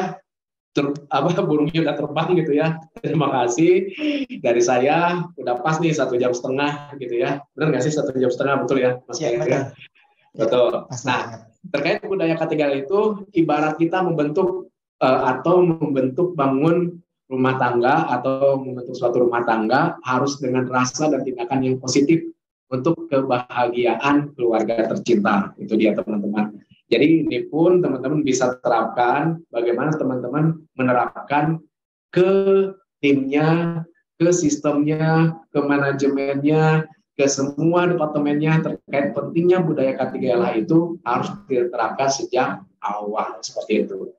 Oke, itu dia teman-teman materinya ya. Jadi yang sudah di-sharingkan, mudah-mudahan bisa bermanfaat buat teman-teman semua. Kalau ada yang ditanyakan, silakan teman-teman, nanti akan saya jawab sebisa mungkin gitu ya. Tapi kalau misalkan di sini ada yang lebih expert juga boleh bantu teman-teman ya, kita sharing juga. Mungkin dari perusahaannya ada tambahannya, silakan gitu ya. Kita saling kompetisi satu sama lainnya. Oke, silakan Mas Kairil. Izin Kang Ben. Oke, siap. Siapa ini? Asa Sawau. Assalamualaikum Kang Ben, hatur nuhun. Siap. Ya. Punten abdi belajar safety jeung Akang ya. Siap. Ada pertanyaan Kang, mungkin di benak teman-teman yang sekarang mengikuti materi ini. Punten Kang, abdi lagi di gunung Kang, di Leuweung. Jadi gitu. Wah, lagi camping ya. Siap. Jadi punten mungkin bisa pertanyaan ini teman-teman yang lain yang lagi ikut materi ini mungkin lagi ini juga mungkin terbesit di benaknya teman-teman, di mana akhir-akhir ini mungkin di akhir tahun maupun awal tahun ini banyak sekali kecelakaan di tambang Kang. Kita paham Kang, mungkin mereka ada dari perusahaan besar, ada juga dari perusahaan yang mungkin kurang besar. Jadi pertanyaannya saya Kang, bagaimana pendapat Akang sebagai praktisi HSE K3LH lah terhadap ini? Kita lihat padahal mereka mungkin sudah punya sistem yang bagus lah. Mungkin mereka juga ada yang udah dapat proper hijau, proper biru. Nah, itu bagaimana Kang? Atur nuhun Kang. Oke, thank you banget Mas Adit. Harus ini juga ya safety yang di gunung ya Mas Adit. Ya, bosku. Oke, jadi kalau kita lihat terkait insiden ya atau misalkan kecelakaan yang saat ini gitu ya, kalau misalkan kita lihat lagi di tahun 2022, khususnya misalkan kalau di pertambangan gitu, kita lihat ada beberapa faktor teman-teman yang mengakibatkan hal tersebut terjadi. Ini yang menjadi top 3, salah satunya adalah terkait fatigue teman-teman ya. Ini saya langsung sebutin ke bagiannya aja ya Mas Adit ya. Nah, fatigue itu juga teman-teman itu ada pengolahan manajemen fatigue. Nah, ini kalau misalkan kita ngomong masalah fatigue, nah teman-teman juga harus bisa nih mengukur diri teman-teman masing-masing dalam artian, wah minimal kita tidur itu kan 6 jam ya, maksimalnya 8 jam, nggak boleh kurang, nggak boleh lebih. Karena kalau kurang ya itu dia fatigue, kalau lebih pun gitu teman-teman, kita bisa ngantuk juga. Karena kalau saya lihat, dan saya juga menangani beberapa insiden gitu ya, itu salah satu faktor terbesarnya itu adalah dari fatigue teman-teman ya. Dan dari fatigue ini teman-teman bukan hanya terkait kelelahan saja, namun terkait psikologinya juga gitu ya, dari karyawan itu bisa ngaruh. Karena kalau misalkan kita lihat teman-teman ya, fakta di lapangan, ketika dia ada masalah, itu juga bisa menyebabkan yang namanya dia fatigue, dalam artian merasa lemas, merasa lelah gitu, nggak semangat bekerja gitu, atau misalkan dia ada masalah dengan keluarganya juga ngaruh. Nah, jadi sistem yang harus dibuat di sini adalah bagaimana kita melakukan terobosan atau improvement supaya ya dari hal terkecil dari fatigue ini, contohnya gitu teman-teman, itu clear. Nah, clear ini dalam artian gini teman-teman pertama harus lakukan sosialisasi, kemudian harus melakukan inspeksi tes fatigue gitu kan. Kemudian yang ketiga dievaluasi. Udah efektif belum teman-teman? Karena kalau kita lihat ya teman-teman ya punten gitu ya, bukan hanya istilahnya kita inspeksi doang. Inspeksi itu udahlah untuk memenuhi yang namanya kebutuhan aja supaya targetnya tercapai, bukan hanya itu. Tapi harus benar-benar kita evaluasi apakah sudah sesuai atau belum, seperti itu ya. Kemudian terkait penilaian gitu ya, itu juga mempengaruhi teman-teman ya, karena kalau kita lihat, kalau kita flashback di 5 tahun ke atas ya, 7 tahun ke belakang gitu, ada suatu perusahaan yang dia melakukan ya itu dia teman-teman ya, kecelakaan lingkungan gitu ya. Dia awalnya sudah mendapatkan proper hijau dan hal itu terjadi terkait pencemaran lingkungan, langsung dia merah teman-teman. Itu juga bisa terjadi. Jadi emang ketika insiden atau kecelakaan itu bukan hanya terkait fisik aja. Tadi saya bilang kan terkait zero insiden, zero dari lingkungannya juga, zero dari lautnya juga terkait PAK. Nah ini juga ngaruh teman-teman. Nah kalau misalkan terkait yang tadi saya bilang terkait lingkungan, itu bakal ngaruh kepada proper seperti itu. Kalau propernya udah merah gitu ya, nilai jualnya juga bakal berpengaruh. Bahkan ini teman-teman ya, saat ini semua perusahaan sudah mulai menerapkan yang namanya ESG ya, Enviro Social Governance seperti itu teman-teman. Jadi teman-teman tahapannya sudah mulai meningkat lagi, challenging-nya udah mulai meningkat lagi. Makanya yang tadi terkait proper, terkait kaidah pertama yang baik, terkait SMK 3, SMKP, SML itu sudah menjadi pada apa ya? Pada umumnya lah gitu ya. Udah semua orang masih melakukan. Ada hal sesuatu yang baru lagi teman-teman dan harus siap seperti itu. Salah satunya lah ESG. Makanya yang tadi Mas Adit tanyain itu udah betul sekali, inline banget dengan yang saat ini banyak kejadian dievaluasi. Contohnya tadi terkait fatigue, bagaimana bentuk pengelolaannya udah saya notkan, dan terkait penilaian proper pun atau penilaian lingkungan atau keselamatan kerja itu bakal berpengaruh. Karena gini teman-teman, kalau terkait kecelakaan, apalagi maaf gitu ya, dan jangan sampai terjadi fatality teman-teman, aduh itu urusannya panjang kali lebar, kali tinggi, pangkat 2, kali 2 lagi. Karena urusannya itu nggak seminggu teman-teman, jujur loh, itu bisa berbulan-bulan. Karena kalau misalkan ada insiden di tempat kerja, itu pasti yang datang itu bukan hanya dinas terkait, misalkan SDM. Biasanya suka ada dinas atau kepolisian juga ikut terlibat seperti itu teman-teman. Nah itu juga ngaruh teman-teman. Nah itu dia Mas Adit, mudah-mudahan bisa menjawab ya Mas Adit. Have fun Mas Adit, liburan ini kayaknya cuti nih. Siap Kang, atur nuhun pisan Kang. Oke, siap, thank you Mas Adit. Salam dari Gunung Slamet Kang. Oh yes, mantap, mantap, mantap. Oke, salam buat Ibu Slamet ya. Anaknya Slamet lagi ngapain Kang? Oh, anaknya Slamet ya. Oke, salam juga lah. Oke, ada Mas Dani itu ya, Mas Kairil. Iya betul. Mangga Mas Dani. Oke. Malam Pak Ruli, gimana kabarnya Pak Ruli nih? Alhamdulillah. Gimana Mas Dani? Sehat? Alhamdulillah, sehat-sehat Pak Ruli. Oke, siap-siap. Sangat menangkap sekali dari yang disampaikan Pak Ruli terkait safety maturity. Nah, yang pertanyaan saya, bagaimana cara kita menentukan level safety maturity di perusahaan? Nah, itu mungkin Pak Ruli pertanyaan saya. Terima kasih Pak Ruli. Oke, nah ini pertanyaan bagus Mas Kairil, karena tadi saya emang belum saya tekan secara lengkap, jadi ada yang nangkep juga gitu ya. Ternyata ini bagaimana cara menilainya. Nah ini dia teman-teman ya. Nah yang pertama ya, tadi kan saya share lagi ya, supaya teman-teman ada bayangan juga gitu kan. Ada bayangan juga, bentar. Safety maturity level. Nah ini dia ya. Oke. Sorry. Nah ini dia. Oke. Gini Mas Dani, ketika kita akan melakukan penilaian terkait safety maturity level ya, di sini yang harus kita lakukan pertama adalah kita harus dokumen atau terkait persyaratan administrasi itu harus lengkap. Nah kemudian kita harus siapkan terkait observasi atau inspeksinya ke lapangan. Kemudian yang ketiga, ya kita pun harus melakukan interview. Nah, ini bisa nggak dilakukan antar departemen? Bisa, ya. Atau ini bisa nggak kita lakukan dengan pihak ketiga? Bisa banget, bahkan kalau saran dengan pihak ketiga, seperti itu. Nah, cara penilaiannya seperti apa? Contoh ya, jadi saya mau sharing penilaian di tempat saya sebelumnya, gitu ya. Yang pertama, ketika akan melakukan penilaian, ya biasanya kita membagikan suatu kuesioner.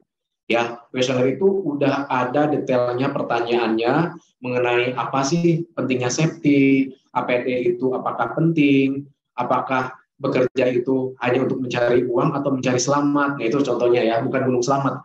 Nah, itu salah satu pertanyaan-pertanyaan yang harus dijawab oleh semua level. Baik itu level PHL, maaf gitu ya, level non-staff, bahkan level top manajemen, dan bahkan level direktur, teman-teman itu harus menjawab pertanyaan yang istilahnya apa sih gue ditanyain masalah penting nggak sih safety gitu kan, contohnya seperti itu emang harus dijawab karena nanti dari pertanyaan tersebut bisa dinilai persentasenya. Oh berarti terkait pentingnya safety di perusahaan X ini menunjukkan level yang paling tinggi, dalam artian hampir 90 orang itu menganggap penting seperti itu.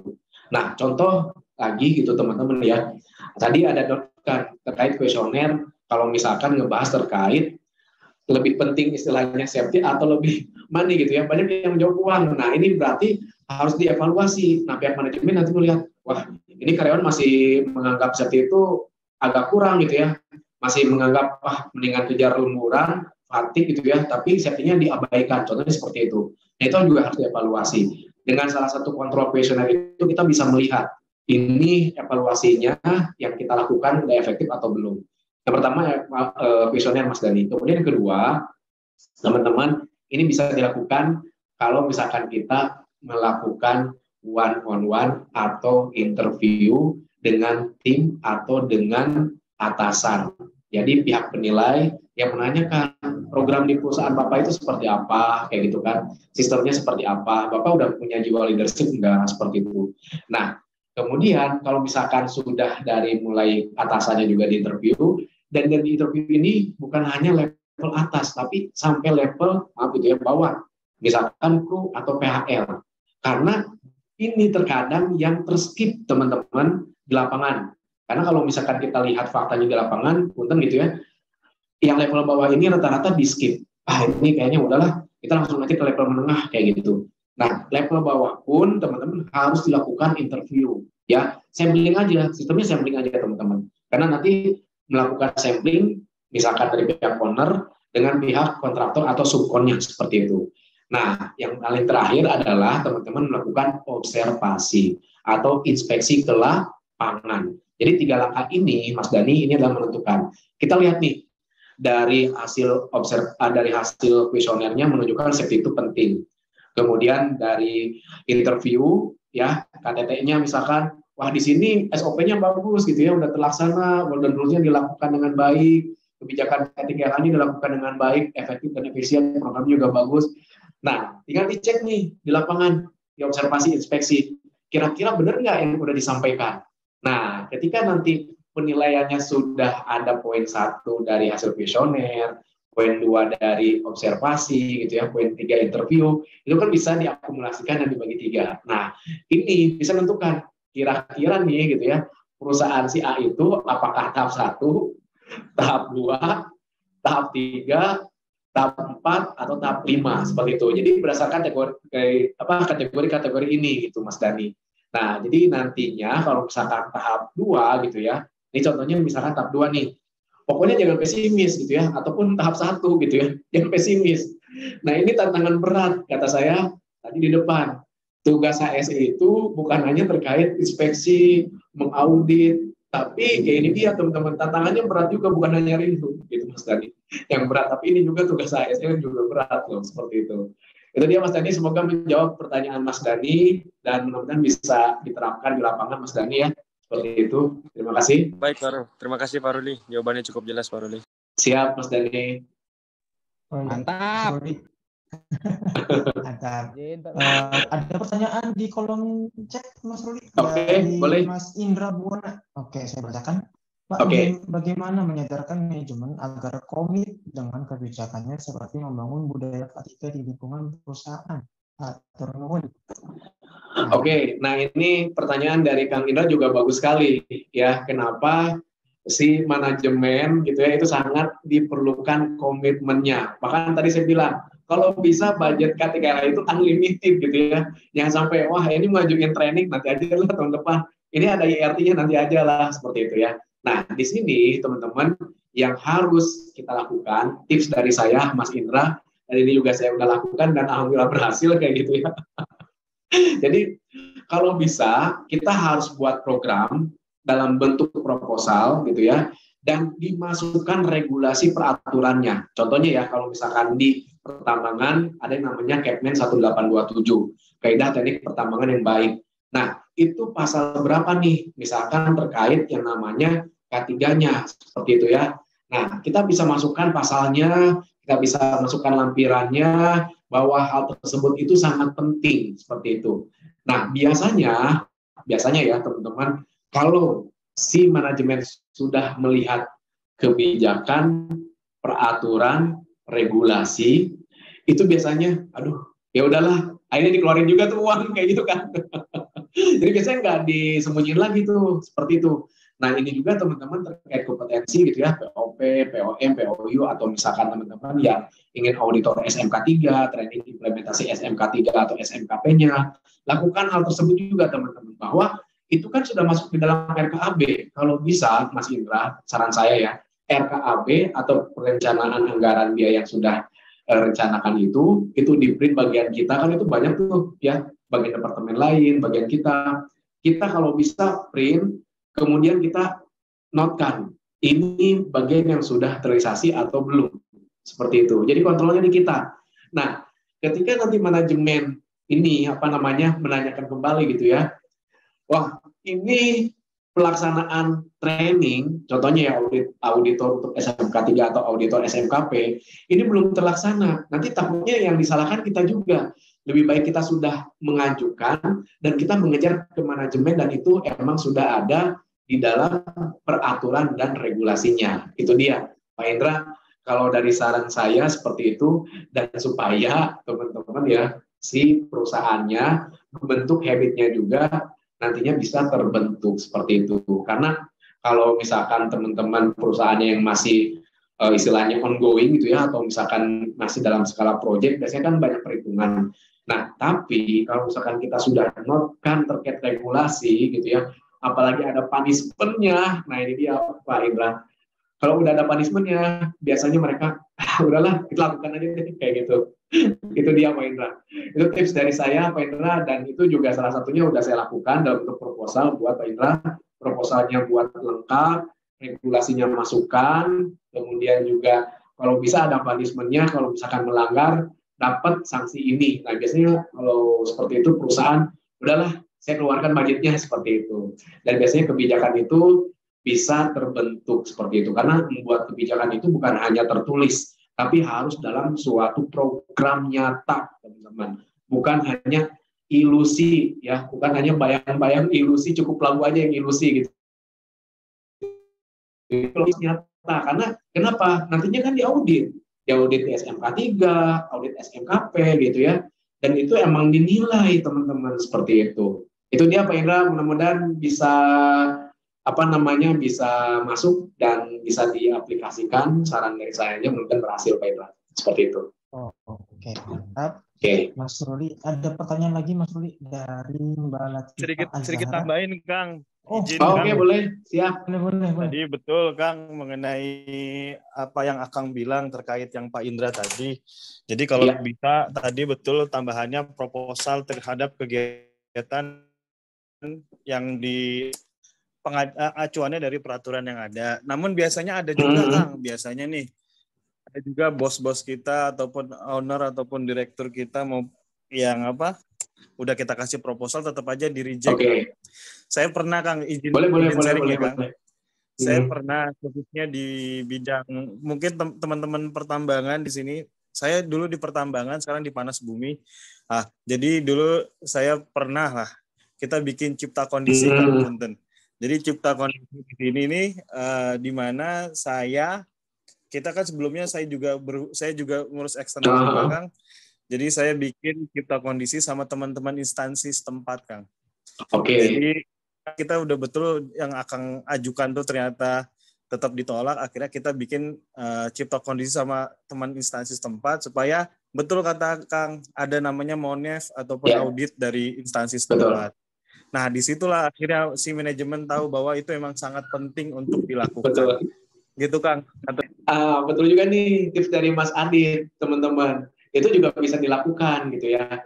Nah, apalagi kalau misalkan kita sudah melibatkan instansi terkait, itu merupakan sarana dan istilahnya itu jalur yang tepat sekali gitu ya untuk kita nge-push ke manajemen. Apalagi kalau misalkan ada yang namanya inspeksi atau adanya pengawas dari misalkan ketenagakerjaan, dari pertambangan, dari lingkungan. kalau bisa titipin aja ke dalam temuan gitu ya. Contohnya nih, nah biasanya kan kita nulis di buku tambang gitu ya, karena kalau buku tambang itu emang bukan catatan hitam sih, tapi kan untuk perbaikan juga. Misalkan kompetensi kurang, nah catat aja, misalkan kita bisa istilahnya sharing kepada IT-nya, gitu ya, inspektur tambangnya bisa menambahkan terkait kompetensi untuk pelaksanaan POP, POM, atau misalkan POU-nya, atau misalkan program improvement lainnya. Nah tadi disebutkan Mas Arif juga betul tuh, kalau udah melibatkan instansi dan itu udah disetujui manajemen sebelumnya gitu ya, mau nggak mau ya programnya harus dilakukan seperti itu. Itu emang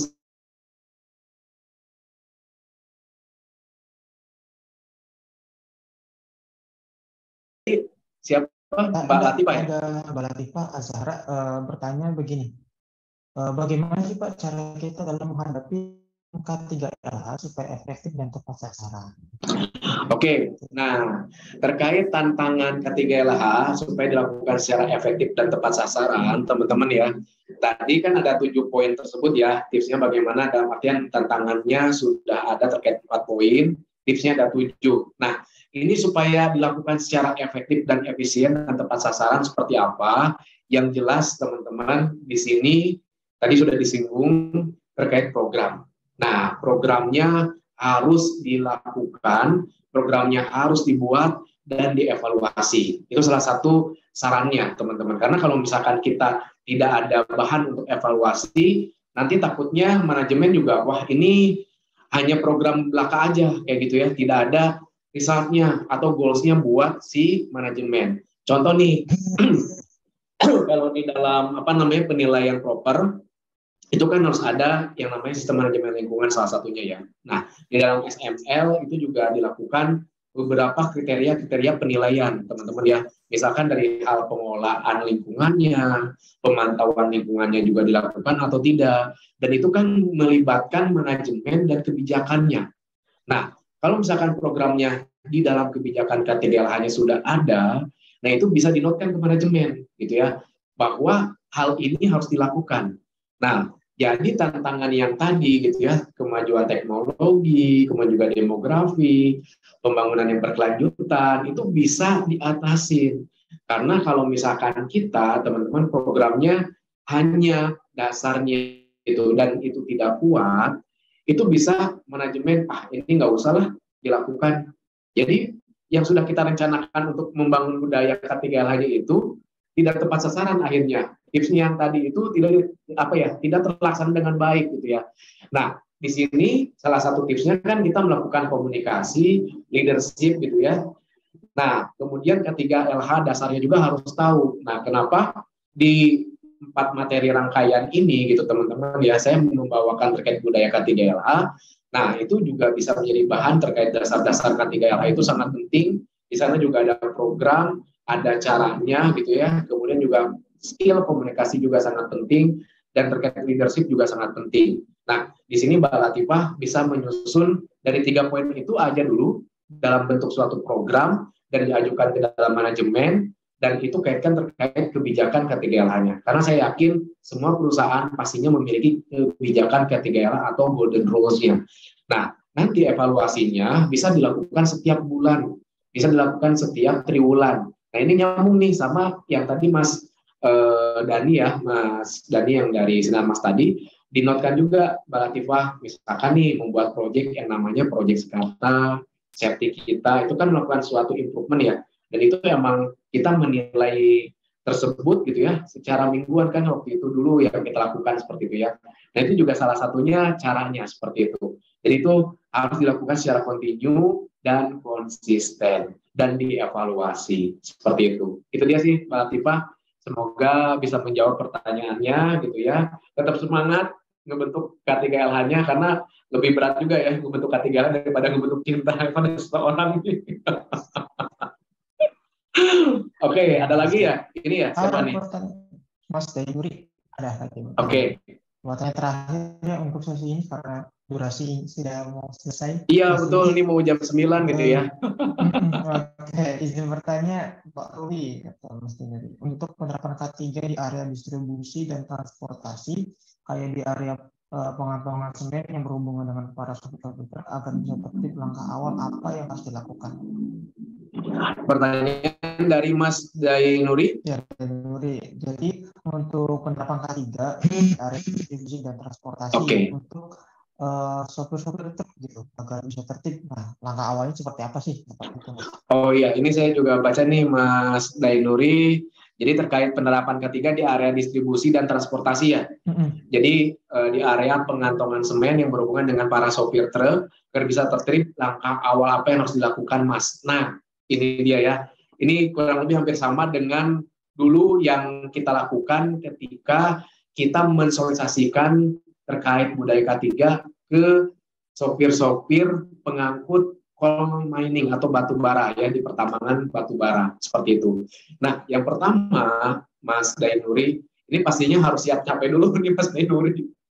Ini siap capek kan ya. Nah, yang pertama kita emang harus mensosialisasikan itu kepada para sopir, mengumpulkan di satu tempat, kalau dulu saya lakukan, dan itu kita melakukan training atau sharing terkait yang namanya K3LH dasar. Ya, ketika K3LH dasarnya sudah kebentuk dari para sopir gitu ya, itu bisa menjadi modal dasar supaya dia lebih safety dalam setiap bekerja. Karena biasanya para sopir, maaf gitu ya, kalau misalkan ini ada para sopir, tapi ini buat perbaikan kita semua gitu ya. Kadang-kadang dalam hal kecil aja gitu ya, dia tidak melakukan atau pemasangan safety belt-nya, seperti itu kan. Kadang-kadang udahlah cuek kayak gitu. Nah, apalagi kalau ini di area distribusi dan transportasi, pengantongan semen gitu ya. Dan ini banyak sekali nih habit-habit yang mungkin terbentuk. Misalkan gitu ya, sudah kita ajarin karena dia ketemu sama timnya atau sama partnernya, mulai hilang lagi seperti itu. Nah, kalau boleh, Mas Dainuri itu melakukan sosialisasi dan itu dilakukan secara kontinu setiap 1 bulan sekali dan dilakukan evaluasi. Caranya seperti apa? Caranya yang tadi saya bilang ke Mas Dani, ini ada hubungannya juga nih, Mas Dani. Nah, tadi yang sudah kita lakukan adalah pertama melakukan kuesioner. Jadi ketika sudah kita melakukan sharing, kita lakukan kuesioner, gitu ya. Perlu nggak terkait safety seperti itu? Penting nggak safety itu? Karena buat apa kita bekerja gitu ya, tapi kita nggak safety. Kita buat apa menghasilkan uang, tapi akhirnya kita lebih cepat pulang duluan seperti itu. Itu salah satu contohnya. Kemudian yang kedua, kita melakukan ya, yang kedua adalah kita melakukan observasi atau inspeksi ke lapangan kayak gitu. Tadi kan kuesioner gitu ya. Nah, para sopir ini sudah melakukan yang Mas Dani lakukan nggak? Atau yang sharingkan nggak ya terkait K3LH dasarnya kayak gitu. Apakah dia sudah memakai APD-nya, apakah di dalam transportnya atau truknya gitu ya, atau di unitnya sudah ada aparnya, kotak P3K-nya, apakah dilakukan P2 hariannya dilakukan secara efektif atau tidak. Biasanya kan kalau para supir ya temuan di lapangan dan ini fakta, ada temuan dikit, udahlah dicentang aja gitu ya, udahlah skip aja, padahal itu bisa membahayakan buat diri pribadinya kayak gitu ya. Itu dia.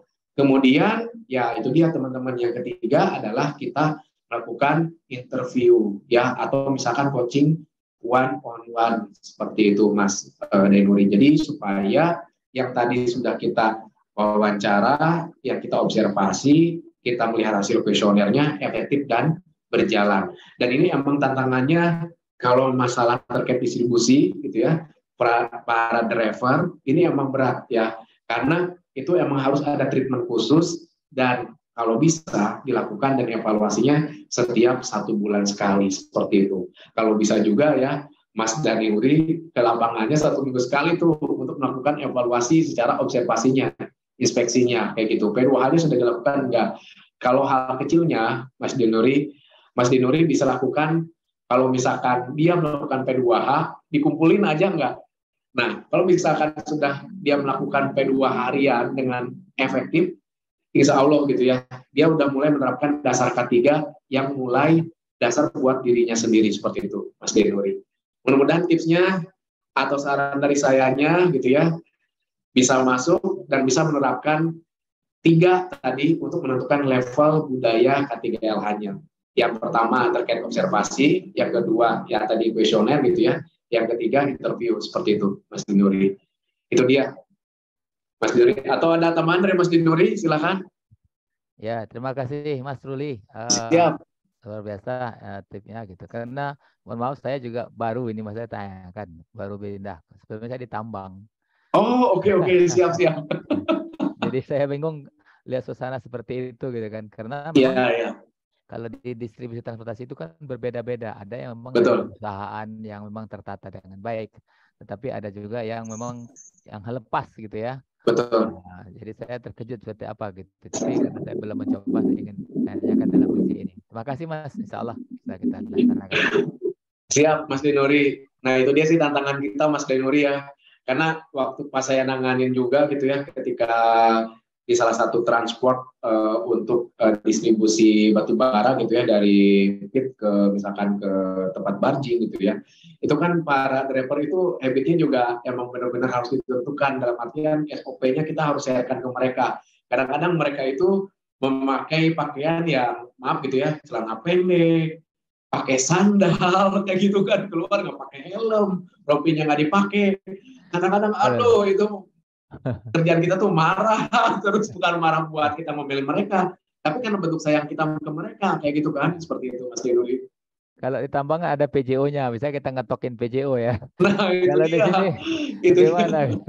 Bosnya di sana. Ini juga itu dia. Jadi emang bisa dikoordinasikan dengan pimpinan terkaitnya, Mas Denuri, seperti itu. Itulah tantangan kita di Septi, Pak ya.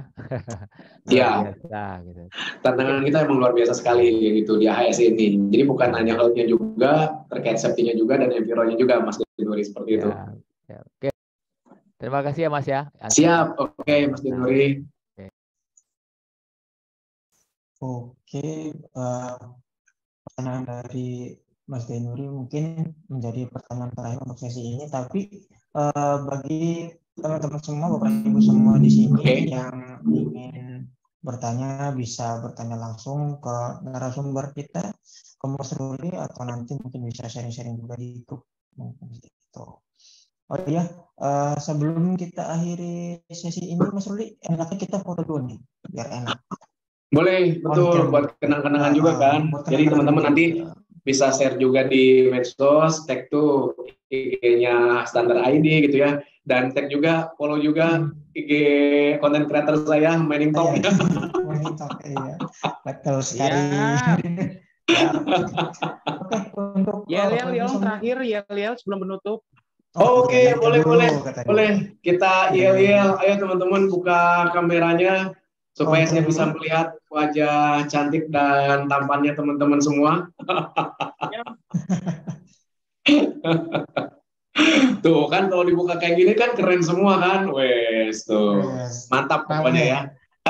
Rame gitu kan. Terasa nih rame nih. Salam dari Senayan. Oke, request saya boleh nggak Pak Rahmat yang pimpin yel-yelnya, Pak Rahmat? Nah, iya Pak Rahmat nih. Oke, teman-teman semua yuk. Oke. Siap belum nih? Kalau untuk safety jempol ya. Oke. Kalau untuk health dada. Oke, siap. Enviro-nya bebas saja. Nanti siap langsung dicek. Gini aja enviro-nya, gini aja nih. Oke, enviro baik. Oke, bisa dimulai ya. Oke. Siap. Untuk pertama, safety. Selamat. Untuk health. Sehat. Dan terakhir nih, enviro. Oke, sering. Oke, kita foto dulu. Mas Kairil, mungkin Mas Kairil yang foto ya. Siap. Oke. Silakan. Oke, masih banyak yang belum nonton teman-teman. Oke. Ya. Oke, slide pertama dulu ya. Kita pose bebas dulu. Apa pose ini dulu? Kayak gini dulu apa gimana nih? Bebas Mas Kairil. Oh, kayak gini aja, kata Mas Rahmat gini katanya. Oke. Gini aja dulu ya, gimana gini dulu ya. Oke. Oke, 3, 2, 1. Oke, hati dulu. 2, 1. Oke, gaya bebasnya di rumah teman-teman semuanya. Gaya bebas. Oke. 3, 2, 1. Ya, oke. Oke, satu lagi 3, 2, 1. Mantap nih Mas Rahmat nih. Thank you banget. Oke. Sekali lagi terima kasih. Kalau buat ada teman-teman. lagi share lagi aja Mas. Siap. Share. Thank you banget yang sudah ini ya, yang sudah join malam hari ini. Dari saya cukup sekian. Kalau misalkan ada salah kata yang masih kurang, minta maaf. Dan kalau misalkan mau nonton cuplikan sebelumnya gitu ya, episode sebelumnya terkait ketiga dasar, public speaking, kemudian leadership, bisa cek di YouTube-nya dari Standar ID. Karena itu ada saya yang memarin. Jadi supaya nyambung aja, seperti itu ya. Oke, itu aja Mas Khairil. Saya tutup. Assalamualaikum warahmatullahi wabarakatuh. Waalaikumsalam.